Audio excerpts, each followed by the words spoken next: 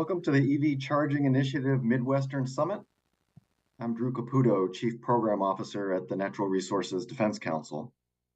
NRDC is proud to support the EV Charging Initiative, which pushes the private and public sectors to seize the multiple opportunities presented by the federal infrastructure law and the Inflation Reduction Act to speed the deployment of EV charging infrastructure. As we'll hear from the federal officials charged with implementing those programs, they are historic, but they are not alone sufficient. The initiative was founded to help ensure those federal dollars are invested quickly and wisely, and that they spur complementary investments by states and the private sector. And that's exactly what's happening. Since President Biden took office, manufacturers have quadrupled their announced EV manufacturing and battery investments in the United States to $210 billion, more than any other country in the world, as documented in research NRDC just released. That will translate into manufacturing jobs, including in the Midwest, which remains at the core of America's auto industry. And plug-in vehicles need plugs, which means jobs for America's electricians, utility workers, and other clean energy professionals. And states are not idly watching the private sector, but moving forward with standards and incentives to push automakers and truck and bus manufacturers, as well as the federal government, toward a future free of tailpipe pollution. And America's investor-owned electric utilities have been authorized by state regulators to invest $3.6 billion in charging infrastructure programs, as well as another $2.8 billion pending approval. We need to electrify our cars, trucks, and buses. There's no feasible path to meet our climate, air quality, and equity goals that does not rely upon powering our transportation sector with increasingly clean electricity. That means we need charging stations where people live, work, and play.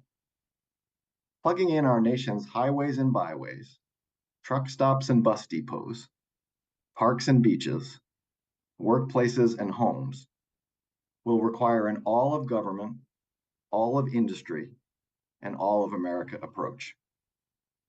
The EV Charging Initiative is comprised of 35 national and regional organizations representing diverse interests, hundreds of companies, and millions of individual members and workers, the people who will fund, build, operate, and use the charging stations we need to slash climate and local air pollution, create jobs, and lessen our dependence on oil. Thank you for joining us today as we now turn to the Midwest, where steel goes into the ground, to build the network of charging infrastructure we need to connect our nation. We're thrilled to welcome Gabe Klein, Executive Director of Joint Office of Energy and Transportation, to deliver our first keynote address of the morning. Gabe leads the coordination between the U.S. Department of Energy and the U.S. Department of Transportation to invest billions of dollars to accelerate zero-emission transportation infrastructure. In short, a big part of his current job is to help build a national charging network upon which Americans can depend. And as a former transportation commissioner in Chicago and director in Washington, D.C., he's the perfect bridge between the heartland and the Beltway for today's Midwestern Summit. Welcome, Gabe.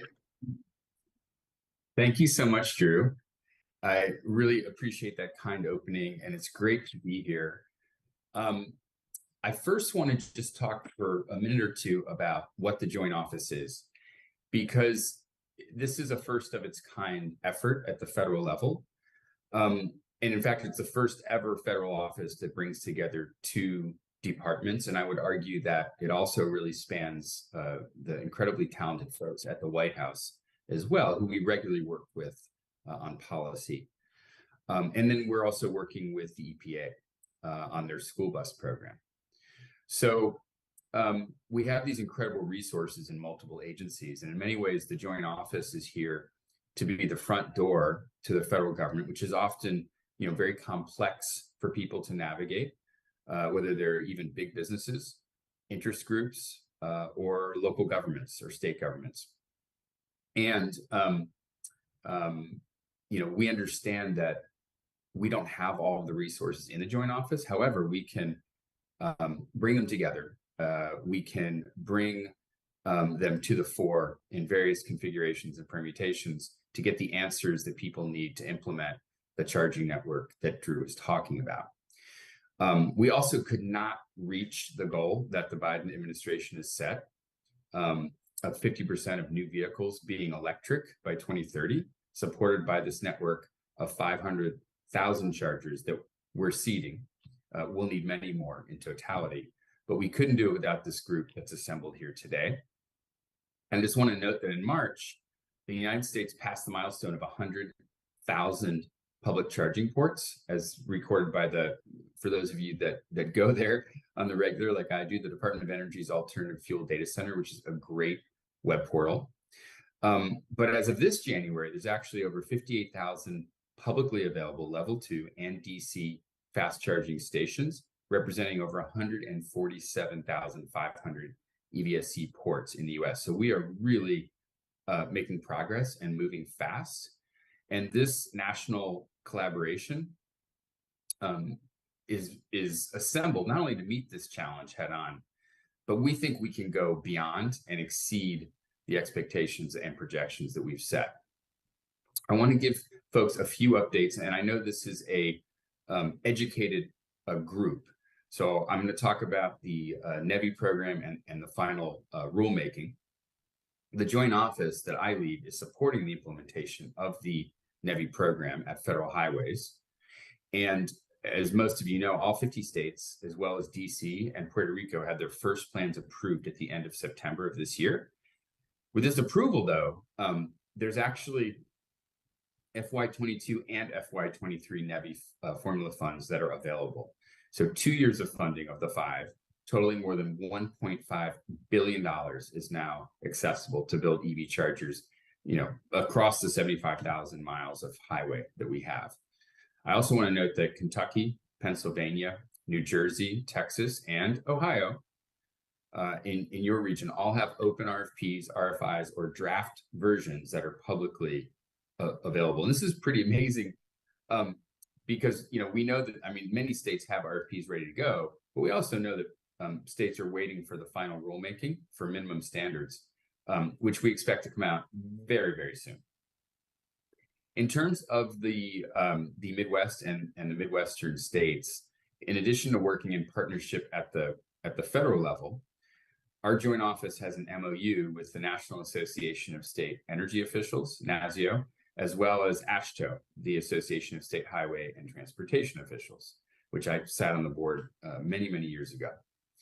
I do want to note that the Midwestern regional meeting for the NEVI program is happening this February in Grand Rapids. We are very much looking forward to convening the states and offering an opportunity for peer-to-peer learning. And then the national convening that we're going to put together will take place this summer. And that's going to give all the regions an opportunity to come together, reflect on the implementation in year 1, and inform implementation through the 5-year NEVI program. And some of you may have heard Secretary Buttigieg, one of my 2 bosses, reflect on the fact that he used to think that these were 2-step programs, that you work for a long time and hard to pass the bill and then you implement the bill.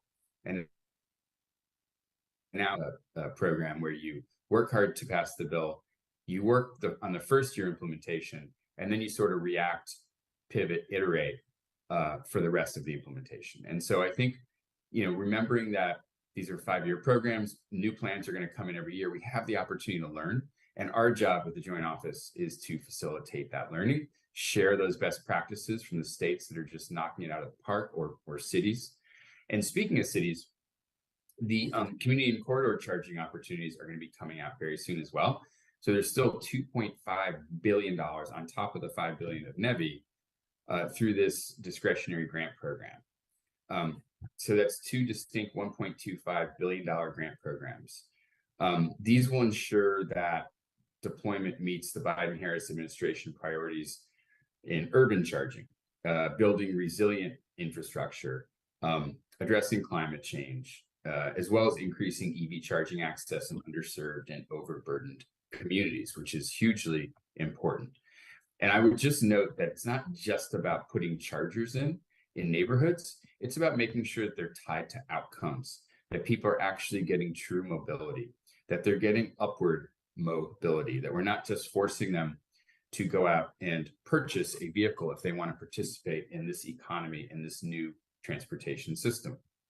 So the community grant program will strategically deploy, again, it's got to be publicly accessible EV charging infrastructure or hydrogen or propane, including underserved, overburdened. And the corridor charging grant program will strategically deploy the same publicly accessible EV charging infrastructure, but along the designated alternative fuel corridors. And there is an opportunity to nominate new corridors. I also want to note that we have a rural EV toolkit that's out, and we are working on the final touches on an urban toolkit for cities, towns, Indian reservations as well, that are in denser areas or multi-unit housing. Another note that both the NEVI and the CFI program, the formula and discretionary program, have an 80-20 cost share requirement, and leveraging federal funding, states, cities, MPOs, the organization that's applying and their partners can consider citing the charging infrastructure in locations that might otherwise have been financially infeasible, and ensuring that you're in a rural, suburban, or urban community. We have to think from a context-sensitive standpoint that it's access to the right kind of charging for the use case. We know that DC fast charging is absolutely essential for highways, some arterials, and making sure that we have this national network that dissipates range anxiety and encourages uptake, whether it's buying a EV or using an EV. I met with the CEO of a very large rental car company that right now has about 360,000 EVs on order and wants people to try them, trial usage before they buy, but also maybe they don't need to buy and maybe they can use these on a regular basis. So, think about that as you're deploying, and think about where level 2 charging ultimately, which is probably going to be 80 to 90% of the chargers, or low power DCFC, is more appropriate. In terms of what's coming soon, we're working actively daily with federal highways on that final rule for minimum standards and requirements, and then Buy America waiver. Those two documents will drop in the coming weeks, and then it'll be crystal clear to states and local jurisdictions, what the rules of engagement are, how we can maximize job creation while building a national network in a really timely manner.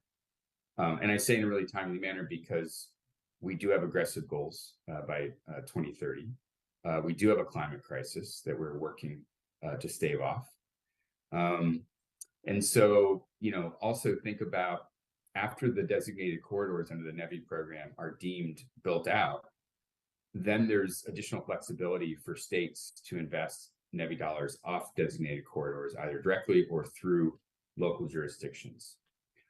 Another item I just want to mention is that we sort of soft launched last week the concept of a reliability consortium in Washington, D.C. at SAE, but we are going to be building that this year because we think reliability is, number one, absolutely crucial. Number two, an existential threat to the success of the program if we don't get it right. And so whether it's interoperability, the reliability of the payment systems, the modems, all of that we want to address. We want to bring people together with the national lab. So you'll see more of that coming out. And, just in closing, before Governor Pritzker, I just want to note that our mission is to accelerate an electrified transportation system, also all fuel system that's convenient, reliable, affordable, accessible, and equitable.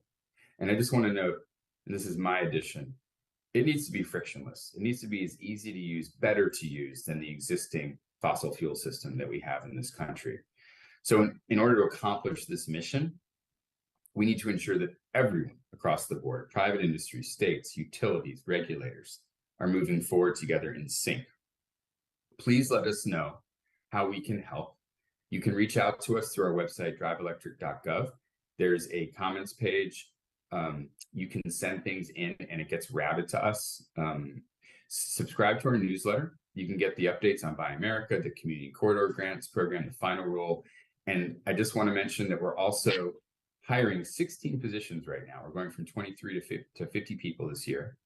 And we could really use your help to get the word out on LinkedIn, any other social media, or to your listserv that we are hiring, and the positions are on our website at driveelectric.gov/careers. Thank you so much for everything that you guys are doing. I really appreciate it. Thank you, Gabe, for that thoughtful and informative keynote. I now have the pleasure of introducing J.B. Pritzker, the governor of Illinois, as our next keynote address. Since taking office, Governor Pritzker has pushed and signed laws to help Illinois and the Midwest build upon its automotive history to ensure that history has a bright future in an electrified world. And thanks largely to his leadership, Illinois is now on a path to a 100% clean energy power sector. With electricity production getting greener, EVs in the state will only get cleaner and cleaner over time. Let's hear from Governor Pritzker. Thank you for your kind introduction, and thank you to the National EV Charging Initiative for bringing us all together for this exciting event. It's an honor to be a part of this initiative, and I'm thrilled to collaborate with you in your continued work to build a national EV charging network that will meet our collective climate goals and lead us into a clean energy future. In Illinois, we're making our mark in the clean energy revolution. Thanks to our transformative landmark Climate and Equitable Jobs Act, we became the first state in the Midwest to commit to 100% clean energy by 2050, with an ambitious goal of putting 1 million EVs on the road by 2030. Since day one of my administration, we've made clean energy a principal priority. We've invested in every step of the EV deployment process, from rebates and charging initiatives to utility programs. Along with CEJA, we enacted the Reimagining Electric Vehicles Act and the Micro Act to incentivize EV producers, charging station manufacturers, and parts suppliers to build new facilities and create jobs in our already rich EV ecosystem. Our approach is comprehensive, with the goal of making every vehicle an EV, school buses and 18-wheelers included. Thanks to innovators such as Lion Electric and Rivian, both located in Illinois, we are a part of the complete EV journey. The National EV Charging Initiative represents the clean energy future that we're all striving for. It has built a framework for industry groups, organized labor, environmental justice advocates, governments, and other partners to foster crucial regional and national collaboration. The transition to EVs demands further modernized infrastructure, ensuring that fast charging is available throughout every community. In Illinois, we're partnering with innovative companies to create the most efficient and widely available fast charging infrastructure out there. As with all elements of our fight against climate change, EV deployment and the greater clean energy revolution require both environmental and social equity transformations. Transportation emissions hurt our disadvantaged communities the most. That's why we're also creating clean jobs and prioritizing customer rebates for low-income residents.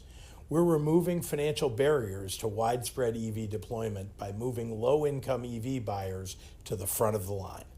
In Illinois, the clean energy future is for everyone. We've made critical progress, but there is still so much work to do at all levels of government and across all industries to make our clean energy future a reality. Together, we're building a more sustainable tomorrow for our state, nation, and world. Thank you all for being dedicated partners in this fight. I look forward to our continued work and wish you success in today's summit. Thank you, Governor Pritzker, for your outstanding work. Now we're going to kick off our first panel entitled Hitting the Road, Electric Trucks, Buses, and Vans. And the panel is led by my fellow NRDC advocate, Patricio Portillo. our medium and heavy duty vehicle expert. Patricio advances policies to curb climate and diesel air pollution from the freight sector, which disproportionately burdens communities who live next to ports, freeways, and other transportation hubs. Welcome, Patricio, and the rest of the panel. Thanks, Drew. Good morning or afternoon, I guess, depending on where you're watching from. It's fantastic to see so many people tuning in, and we have a great panel lined up for you. But before we go to the panelists, I wanted to do some just sort of basic level setting. So this session, as Drew noted, is focused on electric, medium, and heavy-duty vehicles and their supporting infrastructure. But what are we talking about when we say medium and heavy-duty vehicles? Well, the formal definition is everything between Class 2B and Class 8 on-road vehicles. That means everything from big contractor pickup trucks to school buses to garbage trucks to even long-haul semi-trucks, and pretty much everything in between. So as you can tell, this is an extremely diverse segment of vehicles with widely different needs and operational uses and business models. But there are really three sort of underlying commonalities that make these vehicles very attractive for electrification. The first is that they are predominantly commercial vehicles, which means companies, so rational actors, are making the purchasing decisions. Therefore, if you can create a more favorable business environment for EVs compared to fossil fuel vehicles, then we will likely see widespread demand for electrification. Second, these vehicles are predominantly diesel burning, and when you burn diesel, you get high amounts of air pollutants, such as smog precursors and particulate matter that is hazardous to public health and has a huge impact on local air quality. And then third, as commercial vehicles, they're constantly being driven, and as a result, they have an outsized impact on fuel consumption and emissions. So while they make up a small fraction of vehicles on our roads, they really punch above their weight class in terms of impact. And if electrified, they can dramatically help reduce pollution. So with that, I'd like to turn things over to our first panelist, Jose Miguel Acosta Cordova, who's a senior transportation policy analyst at the Little Village Environmental Justice Organization. Jose, why don't you take us away? Thank you, Patricio, and thank you, everybody. Good morning, good afternoon. Thank you for being here today and for including me in this really important conversation. So from an environmental justice perspective, this is really a crucial moment in history for all the reasons that Patricio laid out. The growth that we have seen in the transportation, distribution, and logistics sector over the past few decades has created significant air and noise pollution, traffic congestion, traffic safety issues, and damage to roads and infrastructure everywhere, but especially in communities that are adjacent to container ports, intermodal rail yards, distribution centers, and highways. Additionally, there are many other truck-intensive facilities that attract daily truck traffic. Throughout the country, it is predominantly communities of color and low-income communities that are adjacent to the facilities, and as a result, disproportionately suffer from the aforementioned negative impacts. The environmental health of Latino and African American communities in the U.S. and communities of color everywhere are being sacrificed so that goods can move around the world. We have created a system of moving goods that creates harm and leaves people with respiratory and cardiovascular health issues. It ends lives prematurely. This system is literally killing people. This is why medium and heavy duty electrification is so important. And this is also a climate justice issue, right? With transportation being one of the leading sources of greenhouse gas emissions. But really the urgency here from an EJ perspective is at the ground level, where communities are being poisoned every day just by doing one of the most basic human functions, breathing. And our communities deserve the right to breathe clean air. And right now we have an opportunity to make the right investments that will help clean our air up. El Vejo, along with our allies and partners, have formed a statewide coalition called the Neighbors for an Equitable Transition to Zero Emission, also known as Net Z.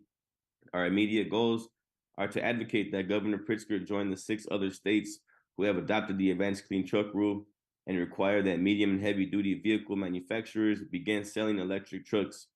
It is not enough to just have the charging infrastructure. We need the vehicles on the road too. Without the supply, companies won't be able to convert their fleets or will complain that it's too expensive to do so. And without a rule that requires manufacturers to produce and sell electric trucks, they won't do so. In addition to the ACT, we are also pushing the heavy-duty omnibus rule and increasing the emission standards on existing diesel vehicles. This will be a huge boost to the economy overall. The labor that we will need to build these millions of electric trucks, as well as the charging infrastructure, will provide living wage employment for people across the state and across the country.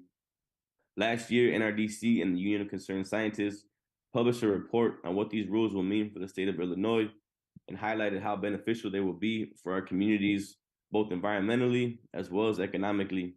So right now is the time to act, to protect our communities, to protect our environment, and to protect our planet. So let's act now and save lives. Thank you. Thank you, Jose. Now we're going to turn to Rachel Zook, who is a project manager at NUV. Thanks, Patricio. Really excited to be here. Thank you for including me on this panel. I'm Rachel Zook. I'm a project manager with Nuvi, which is a clean tech company that focuses on vehicle-to-grid or V2G technology. Vehicle-to-grid tech allows electric vehicles to serve as distributed energy resources, or DERs, by enabling them to discharge energy from their batteries. This is done through bidirectional charging stations and software that allows energy to flow both to and from the electric vehicle batteries. So the energy stored in EV batteries can actually be used to add capacity to the electric grid. It's not just taking energy from the grid, it's able to give that energy back when it's needed.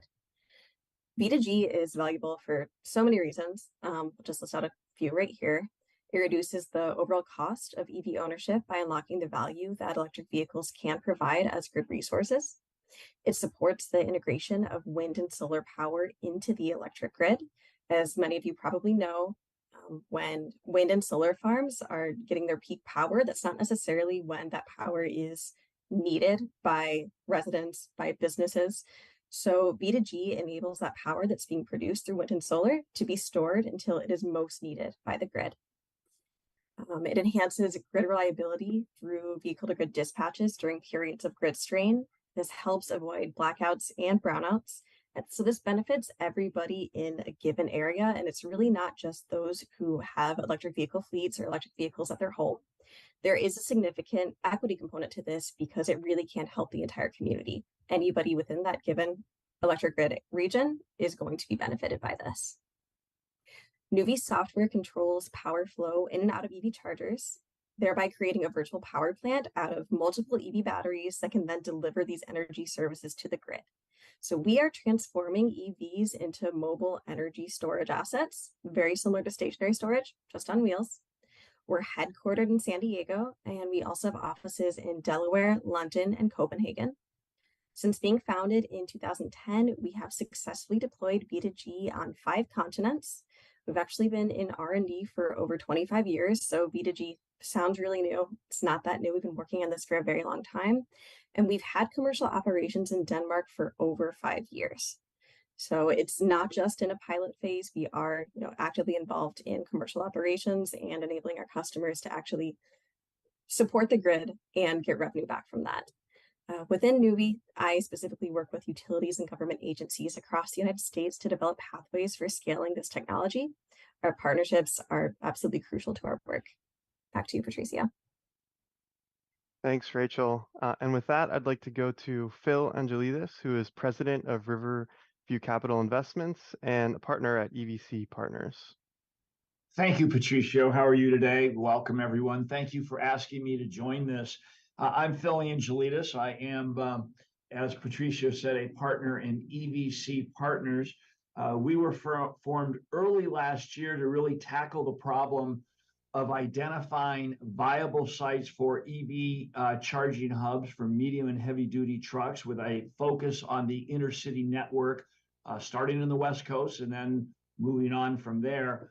But we were formed essentially to tackle this issue of identifying and then getting ready sites for EV charging along major transportation corridors, identifying sites that would work from a land use perspective, a transportation perspective, and as importantly as anything else, from a power perspective, given the limitations that exist on the grid throughout our country.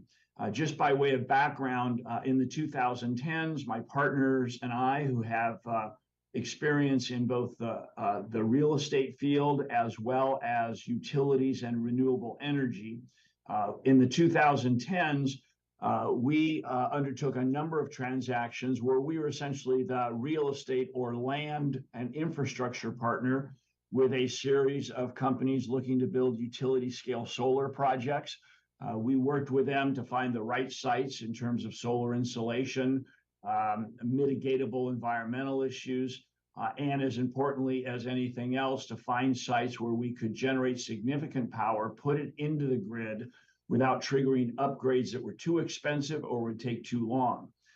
In what we are doing now, our goal is to identify sites that have the appropriate land use entitlements, don't have land use constraints from endangered species or flooding that would preclude their use, and then to identify sites where in the near term, as the grid is being upgraded overall, we had a confidence level that those sites could have access to significant power, again, without triggering upgrades that would take too long or to be too expensive.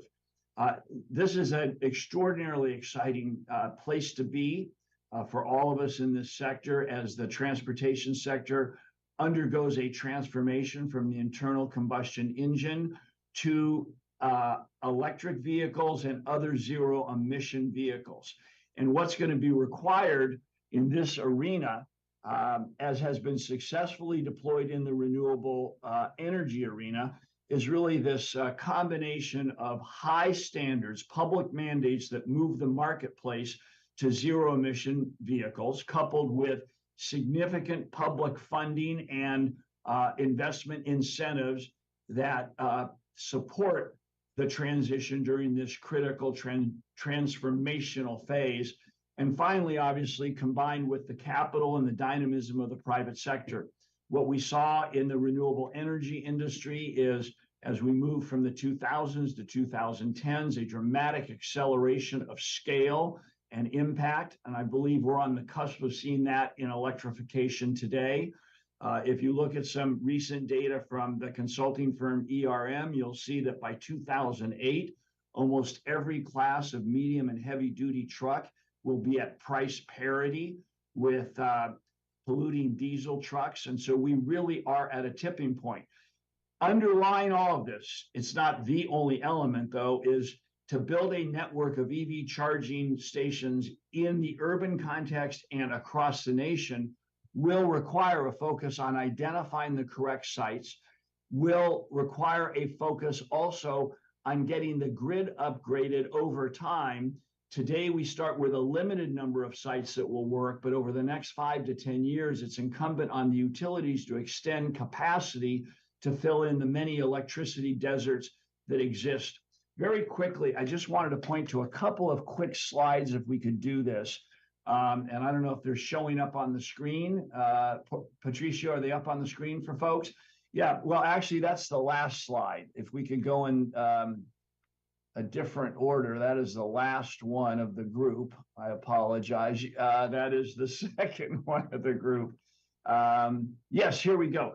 The first thing I want to say is, look, there's a significant challenge in siting and building EV charging hubs for medium and heavy duty trucks. First of all, based on data from Atlas, it will take significant dollars, probably upwards of $100 billion to build this network.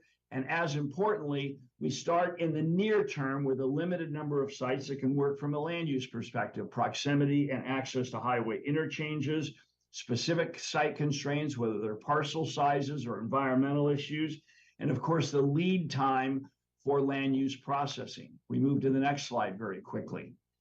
I'm sure that folks here, even in the Midwest, might have seen the West Coast Clean Transit Corridor Initiative study. Here on the West Coast, it identified the fact that by 2030, assuming that only 8% of the trucks on the road were medium and heavy duty trucks on the road were electric, it would require about 68 charging stations up and down the West Coast, of which 35 should have 20 megawatts or more of power. That's enough to power a community to 20 to 30,000 homes. So a key challenge we face is finding enough sites along the network where we can get that kind of power until transmission grids are extended further throughout our country. Next slide. Indicative of kind of what we see in many places is our major transportation corridors do have a series of electricity deserts, for example, from Victorville to Las Vegas. Now, it's possible to do some on-site or adjacent solar generation, but there are rules that constrain the ability to do that on other than the parcel or adjacent parcels. And also it requires land that's significantly cheaper than land you otherwise might site a EV charging hub on. So there's limited application. And the final thing I wanted to say is that if you go to the final slide that I provided, which is that we did a survey of existing truck stops throughout California, and we found that because of limits on both distribution and transmission capacity, it would be very difficult for many of the existing truck stops to convert over to full EV. They can add a few chargers, and therefore we really have to think in terms of how we build this new network. It's not just a matter of modifying the existing network, all of which is to say, we have many challenges to deliver this network. Many people in this industry are working on different parts. The part we're working on is to get sites up and ready, entitled, working with the utilities to map out the delivery of the requisite power so that when EV medium and heavy duty trucks hit the market in scale in the coming years, these sites can be ready. We can't start in 2027. We got to start now. Thanks, Phil. So what I really love about this panel, and when we were preparing for this, it was very obvious to me, it's just how diverse each of these speakers' background is. You're all speaking from very different but interrelated aspects of vehicle electrification. And hopefully this is giving, the audience a very full flavor of the opportunities and some of the pressing challenges. So to kick things off, I have, excuse me, a question that I'd like to ask all of the panelists to answer. So from each of your different vantage points, what are the key actions policymakers can take to facilitate the electrification of medium and heavy duty vehicles? And why don't we start with Jose, then go to Rachel, and then go to Phil? Thank you for that question, Patricio. I think the rules that I mentioned, I think are a good start, right? The advanced clean truck rule, the heavy duty omnibus rule. I think the advanced clean fleet rule is also being worked on in California. But these are rules that will help facilitate the adoption of electric vehicles, put standards on existing diesel trucks, and really get us towards really building that future, what it could really look like. And then also I think the incentives are going to be a crucial part of it, right? We need incentives for the companies, incentives for truck drivers. I think that's really going to be where a lot of the bread and butter is at, because a lot of the argument is that it's really expensive for these new electric trucks, right? So if we are providing the incentives to the companies or to the drivers themselves, I think that'll really go a long way toward helping everybody transition.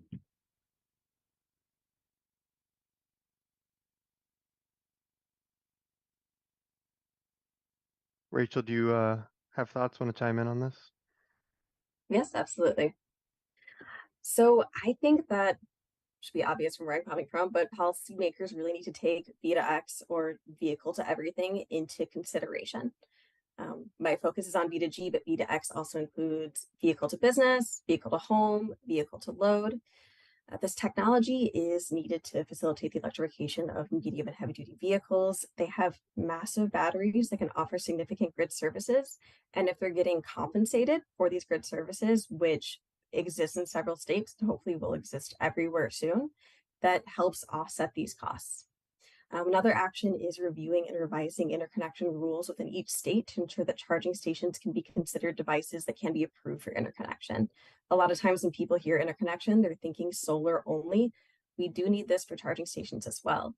If the inverter within the charger meets certain UL specifications, there's no reason why it shouldn't be approved for interconnection. As Jose mentioned, financial incentives are also incredibly important. Having this for bidirectional charging infrastructure on both the utility and customer sides of the meter is crucial. We do have to acknowledge that electrification is expensive, and we really need to figure out how we can make this affordable.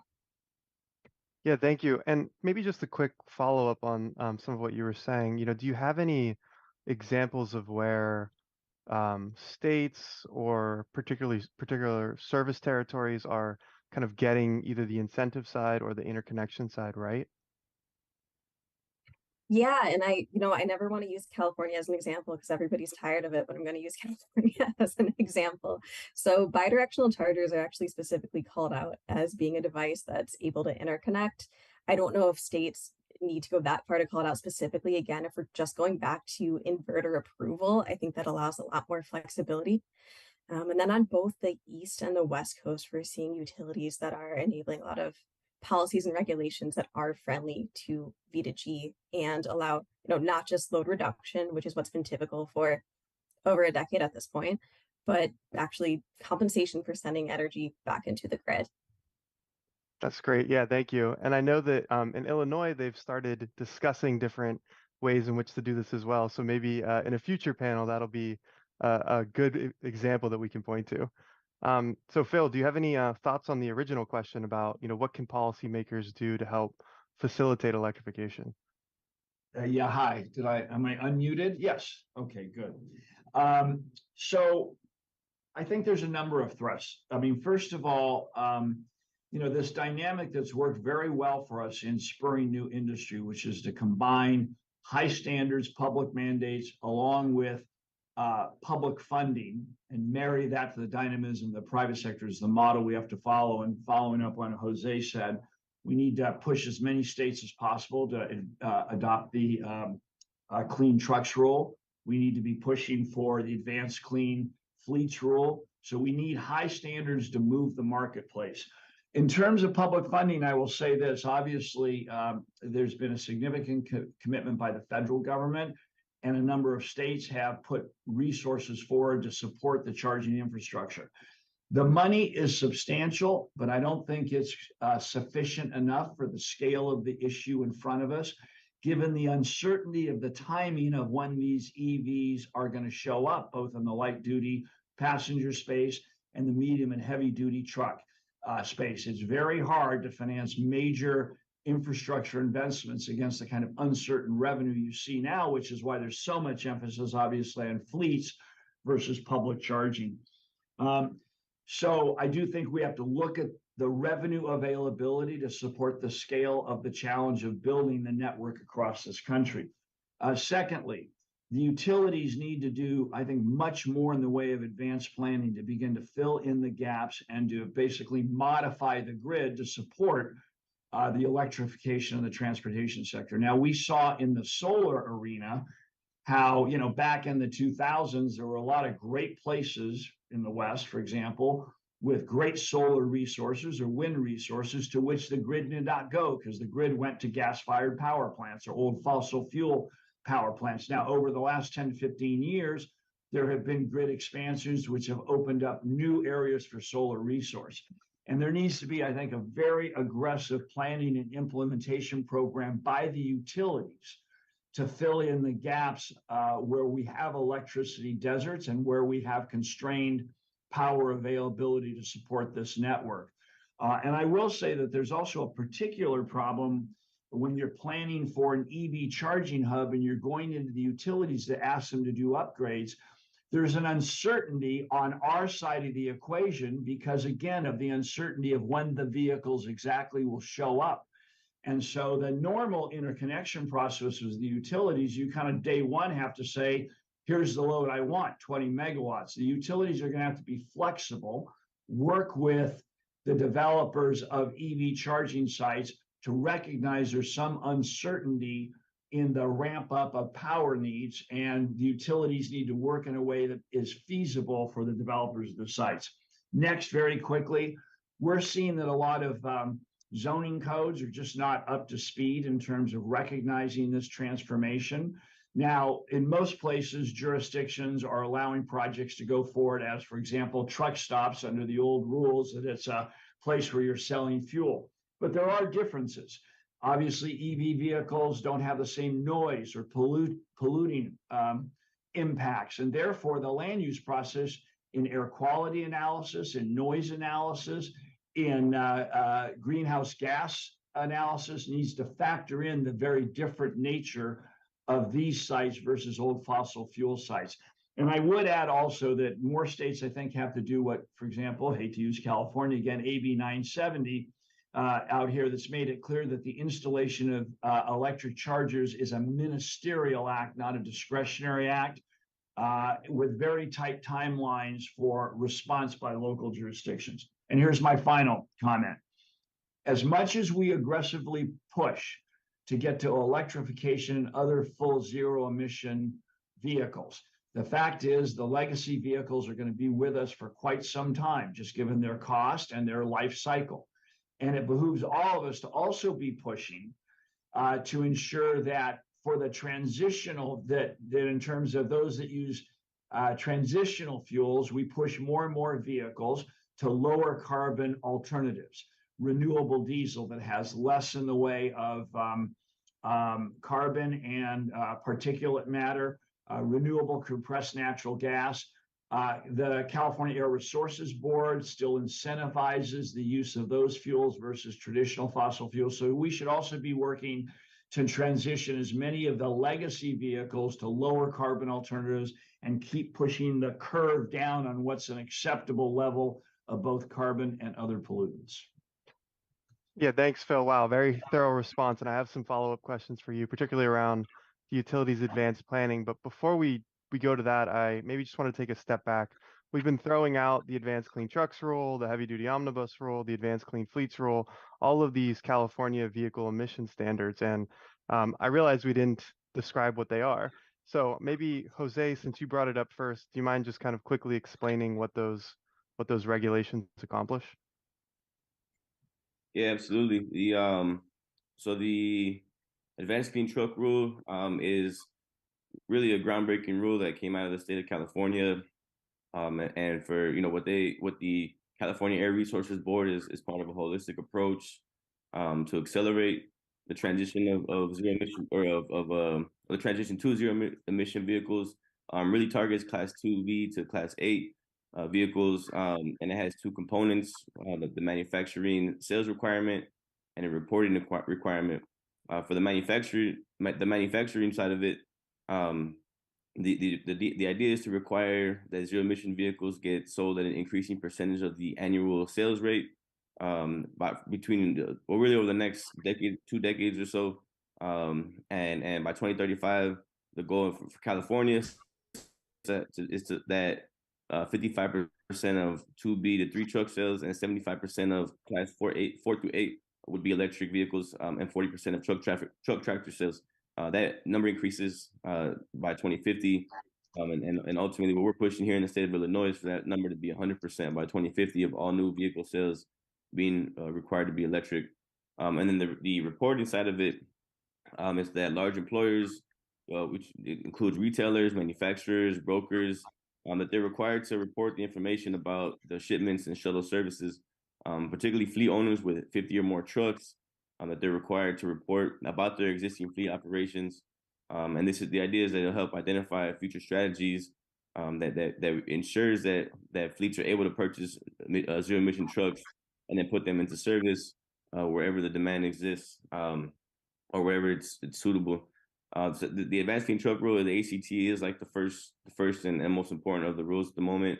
The heavy duty omnibus rule is also putting existing standards on existing diesel trucks, so that the idea is that in the process of transitioning to zero emission trucks, we clean up the existing diesel trucks, many of which are when you think about the drayage trucks, for example, right in the state of Illinois, these are often the oldest and dirtiest trucks on the road. So the idea is that while we're transitioning to zero emission trucks, we can actually get cleaner diesel trucks on the road and get some of the older and dirtier ones off of the road. So yeah, that's and then oh, sorry. No, go ahead. I didn't know if you were going to cover that one as well, but go for it if you'd like. So the advanced clean fleet, the primary regulation, the primary goal of that regulation is to then accelerate the market for zero emission trucks and vans and buses by requiring fleets that are well suited for electrification to transition to zero emission vehicles wherever feasible. So I mentioned drayage trucks. Drayage is a perfect example. Last mile delivery. These are trucks that often don't leave, the region that they are operating in. So in the city of Chicago or in the Chicago metropolitan area, for example, we have 19 intermodal rail yards, and those, by far the most of any part of the country. And many of those drayage trucks are traveling between the intermodal rail yards and the warehouses and in distribution centers every day. So those are perfect examples of companies that would be in prime position to transition to zero emissions quicker. Also government fleets is another example. But yeah, so the idea is that you want to target those areas where they're the best suited for a quick transition to zero emissions vehicles, and then provide them with the different incentives to do so. Yeah, thank you. That's terrific. And I think just wanted to key in on a point you just made about, these suite of regulations, they're really the foundation from which you're able to accelerate this transition to electric vehicles. So the transition's occurring, but this is a way in which to kind of provide some of that market certainty that Phil was referring to and really boost the market within your given state. Phil, coming back to you, one of the things you mentioned really jumped out to me, which was the need for utilities to do advanced planning. And something that we hear over and over again from fleets is that, it's not uncommon for them to go to their utility, say they want to electrify, X number of vehicles over this time frame. But to build out that charging infrastructure, they're getting quoted like 3 to 5 years, if not longer. And that's a real problem, right? When we're talking about rapid, widespread adoption. So to what extent do you think, these are problems within the existing utility process, like the ability for utility, like they have control over it? And to what extent do policymakers need to step in and, potentially help reform some of that that planning that occurs through the public utility commissions with the utilities to really accelerate, the time in which they're able to get this infrastructure out there? So I think the answer is the latter, which is I do believe there needs to be public policy leaders to step in and take a look at kind of what is the forward planning, where are the utilities on this, and are they being aggressive enough given the magnitude of the transformation we're going to see? From what I'm seeing, look, the utilities that we've been working with have been good to work with in the sense that they're supportive of this change. They have been working collaboratively. Having said that, the timeframes are what you said, 3 to 5 years, which is why when we look at the marketplace, we say if you're going to identify a site for an EV charging hub for medium and heavy duty trucks, and you expect vehicles to start showing up in scale in 2, 3, and 4 and 5 years, you got to start right now, both on the land use entitlement side and on the power side. But I think there's two issues with the utilities. I don't think there's any question that there needs to be a public policy push to have them look at their grid and begin the planning, going through FERC, the PUCs, NEPA, whatever state environmental laws, like CEQA there are, to begin that planning process to get things online. Because what we saw in the solar arena is it sometimes can take a decade to make major expansions to the transmission grid. So I think there has to be a very aggressive push in that arena. But the other area where the process doesn't really fit right now is what the utilities are used to is someone showing up like a data center and saying, this is my load. They're used to a business, a warehouse and distribution operation showing up and saying, look, I need 2 megawatts. Here's my load profile. Pretty known, pretty set. We're in an environment right now where it's other than a fleet that has certainty around it. When you're trying to build a network that can serve both fleets and public charging, what's not known is when the vehicles are going to show up and when you're going to need 4 megawatts, when you're going to need 8 megawatts, when you're going to need 12 megawatts. And many of the utility tariffs are written in a way where if you sign up for, let's say, 15 megawatts and you don't use it, then and essentially you pay up for that because that now becomes more of your cost versus a system-wide cost. And there needs to be flexibility in those tariffs to account for the fact that EV loads are somewhat uncertain about when they're going to show up. As we've said, we know they're going to show up. We just can't tell you with certainty whether it's going to be at the load level that we're projecting in 27 or in 30. And it's very difficult to face a situation where you're trying to develop a site, and if the load shows up but not quite in the time frame anticipated, if there's a financial clawback from the utilities for that, that makes it very difficult to deliver these sites. So I think it's both the macro, expanding the grid, and rules that fit the nature of this use. Yeah, that's great. And I'd like to pull Rachel into this conversation as well, where, when we're talking about, you know, integrating flexible load and the types of tariff structures that are needed to do so, I'm wondering maybe if you can speak to some of the pilots that NUV has and what you all are seeing as kind of keys to scaling that technology broader than just pilots. Yeah, those are excellent questions. So we've had pilots across the world. I'll just focus on one that we did with Cajon Valley Union School District in San Diego County. I'm mentioning California again, so I feel obligated to say that I did grow up in Central Illinois. I'll dive into this example. We partnered with the school district and SDG&E, our local utility in San Diego, to install 6 bidirectional charging stations to pair with 6 electric school buses. School buses are a really good use case for V2G. They have really big batteries, they have set routes, and they're largely not in use during the summer, which in many parts of the US and definitely in Southern California, we really need that additional grid capacity. So this installation was completed in time to participate in a new-ish program in California. It's the Emergency Load Reduction Program, or ELRP. This program has a specific subgroup for vehicle grid integration aggregators, which would include NUVI. And they allow V2G dispatches to receive compensation. And it's not just a bill credit, it's actually a check that you do receive at the end of each year's program closing. ELRP lasts for 6 months. It's May to October, and it asks participants to reduce load or dispatch energy during grid emergencies. We generally receive notice 1 day ahead, and we were able to dispatch Cajon Valley school bus batteries to the grid during these emergency events, which is really exciting. We were able to see it fully in use, not just testing the batteries, but participating when the grid needed it most. The district actually already installed another 8 bidirectional chargers, and they're adding even more. So we're already taking it beyond the pilot phase. ELRP pays $2 per kilowatt hour. So the school did receive compensation for offering these services, and they're going to continue to, the program lasts through at least 2025. So there are going to be several more summers where the school district will be receiving funding for offering these grid services. And then you also asked about scaling vehicle to grid technology. A little bit earlier, I talked about financial incentives, and both Phil and Jose mentioned that as well. I do think that compensation for providing grid services via V2G exports are necessary as well. There are programs like ELRP, which I just talked about. A few of the eastern states have a program called Connected Solutions, which is quite similar to ELRP. There are typically more events called in the summer. I'd say that's a difference.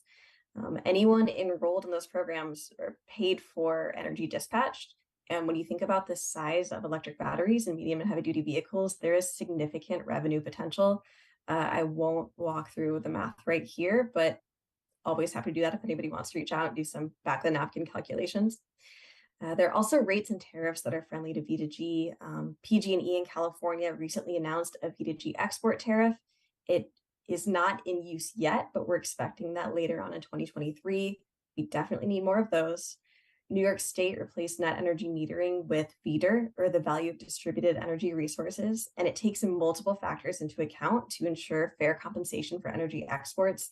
I strongly recommend looking into VDER. I think it's a really incredible model that other states need to be investigating and seeing what makes the most sense for their region to incorporate something similar. More than anything, we need utilities, government agencies, nonprofits to partner with us. We do have the same goals. We want a resilient grid. We want cleaner air. There's a ton of potential here, and we're really excited to see this take off. That's awesome. Yeah, thank you. And wow, time has flown. So I think we're at the hour. I'd really like to thank our panelists. So Rachel, Jose, Phil, thank you so much for joining us this morning and providing your expertise. And with that, I'd like to pass things off to Nancy Ryan for the next session. Thank you. Thank you. And Nancy, you're muted if you're. Patricio, thanks for leading a really stellar, substantive session. And I think we're going to take the baton now and advance some of these topics a bit further. So the focus of our session is really about what are the different stakeholders doing, and how are they working together, and what do they need from policymakers to enable them to get the steel in the ground, get the copper in the ground that connects the steel, and then ensure that we have a network that provides an excellent customer experience. So it's not just there and there quickly, but it works when you pull up to the charging station, and it works for everyone. That it's not just available but accessible. So I'm going to lead off with Drew Bennett from Volta, and then work through our other two panelists, Corey Bullis from Flow, and Chris Kwasinski from Exelon, and ask them each to just quickly introduce themselves, their organization, the role that they play, and the role that their organization is playing in building out the network. And then, offer some initial thoughts on this set of questions, and then we'll drill down into some specific questions after that. So, Drew. Hi, thank you, Nancy. Appreciate it. And it's really good to be here. I'm the Executive Vice President of Network Operations at Volta Charging. So think of me as responsible for the development, construction, ongoing operation, the supply of materials to the network that is being operated by Volta. So we're a charging network operator. Volta has over 3,000 stations that are in the ground now. We're primarily level 2. You might have seen us, one of our kind of innovations is we use pretty large screens on our charging stations to sell media. We put our stations right up front. So a lot of eyeballs, a lot of foot traffic at heavy retail locations go, and that helps fund the charging that we provide to our customers. Recently, we've started to deploy DC fast as well in those same types of locations. So I have a lot of experience installing and operating a network. Prior to my time here at Volta, I've been here for 2 years. I spent 7 years at Tesla.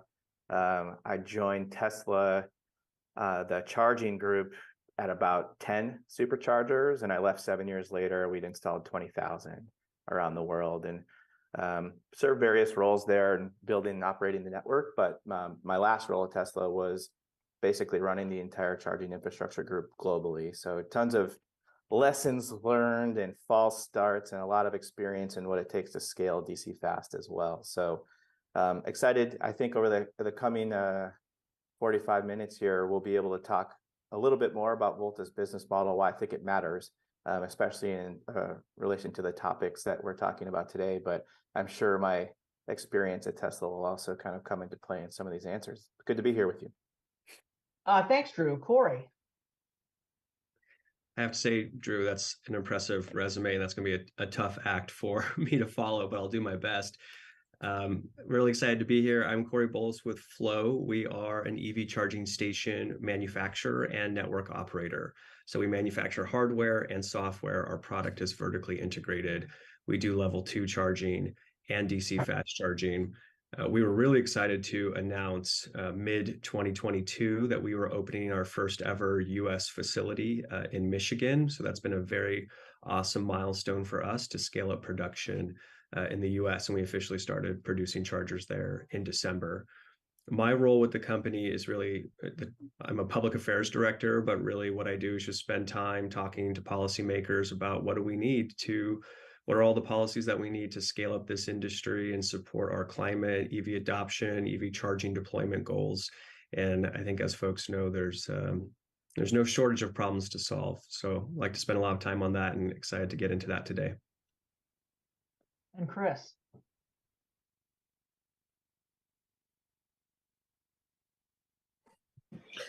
Good afternoon. I'm Chris Bazinski with Exelon, and I am the Director of Clean Energy Initiatives. And really what my focus is within Exelon is to work with our 6 different operating utilities on our transportation electrification programs.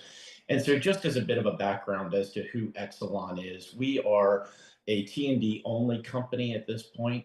We have 6 utilities that are transmission and distribution only utilities. We serve 4 major metro areas primarily in the Mid-Atlantic. We have a presence in Philadelphia, Baltimore, Washington, and DC, and then we have a large presence in the Midwest with our subsidiary ComEd. And through those 6 operating utilities, we serve almost 11 million electric and gas customers along the way. So as it relates to transportation electrification, our jurisdictions are doing a significant number or have a significant number of programs or policy initiatives in place in support of clean transportation. If you take all of our states that we operate in our jurisdictions, including Washington, D.C., between 2025 and 2040, our states are targeting over 4 million EVs. So we as the utility are going to play a critical role in building out that infrastructure and supporting our customers and communities as we work to get these over 4 million EVs on the road. As Governor Pritzker said in his opening remarks, if you take Illinois, for example, they are targeting over 1 million EVs in the state of Illinois alone. And if you take a closer look at it, the states that we operate in have programs that are targeted across a number of different use cases. We have programs that are targeted under the ZEV mandate for light-duty vehicles. And then we also have a number of our states, primarily in the Mid-Atlantic, who have signed on to the ZEV MOU. So what are we doing as Exelon specifically? Really, our focus is around 3 main areas. We focus on what we like to call advancing accessibility, which is really providing infrastructure or access to infrastructure for our customers and our communities who are looking to transition to clean transportation. We have a number of different programs that have been approved across our utilities that are going to enable over 7,000 charging ports to be installed across our service territory, again, across a number of different use cases, whether that's light-duty vehicles, commercial, medium, and heavy-duty fleet, multi-unit dwellings, just a number of use cases that those ports will be installed in. Then the second thing we focus on is affordability and ensuring affordability as we roll out these programs. We've done a number of things on the rate design front primarily to help lower the cost or the total cost of ownership as it relates to owning and operating an electric vehicle. And we can get into some more the details of those programs as we have the discussion here.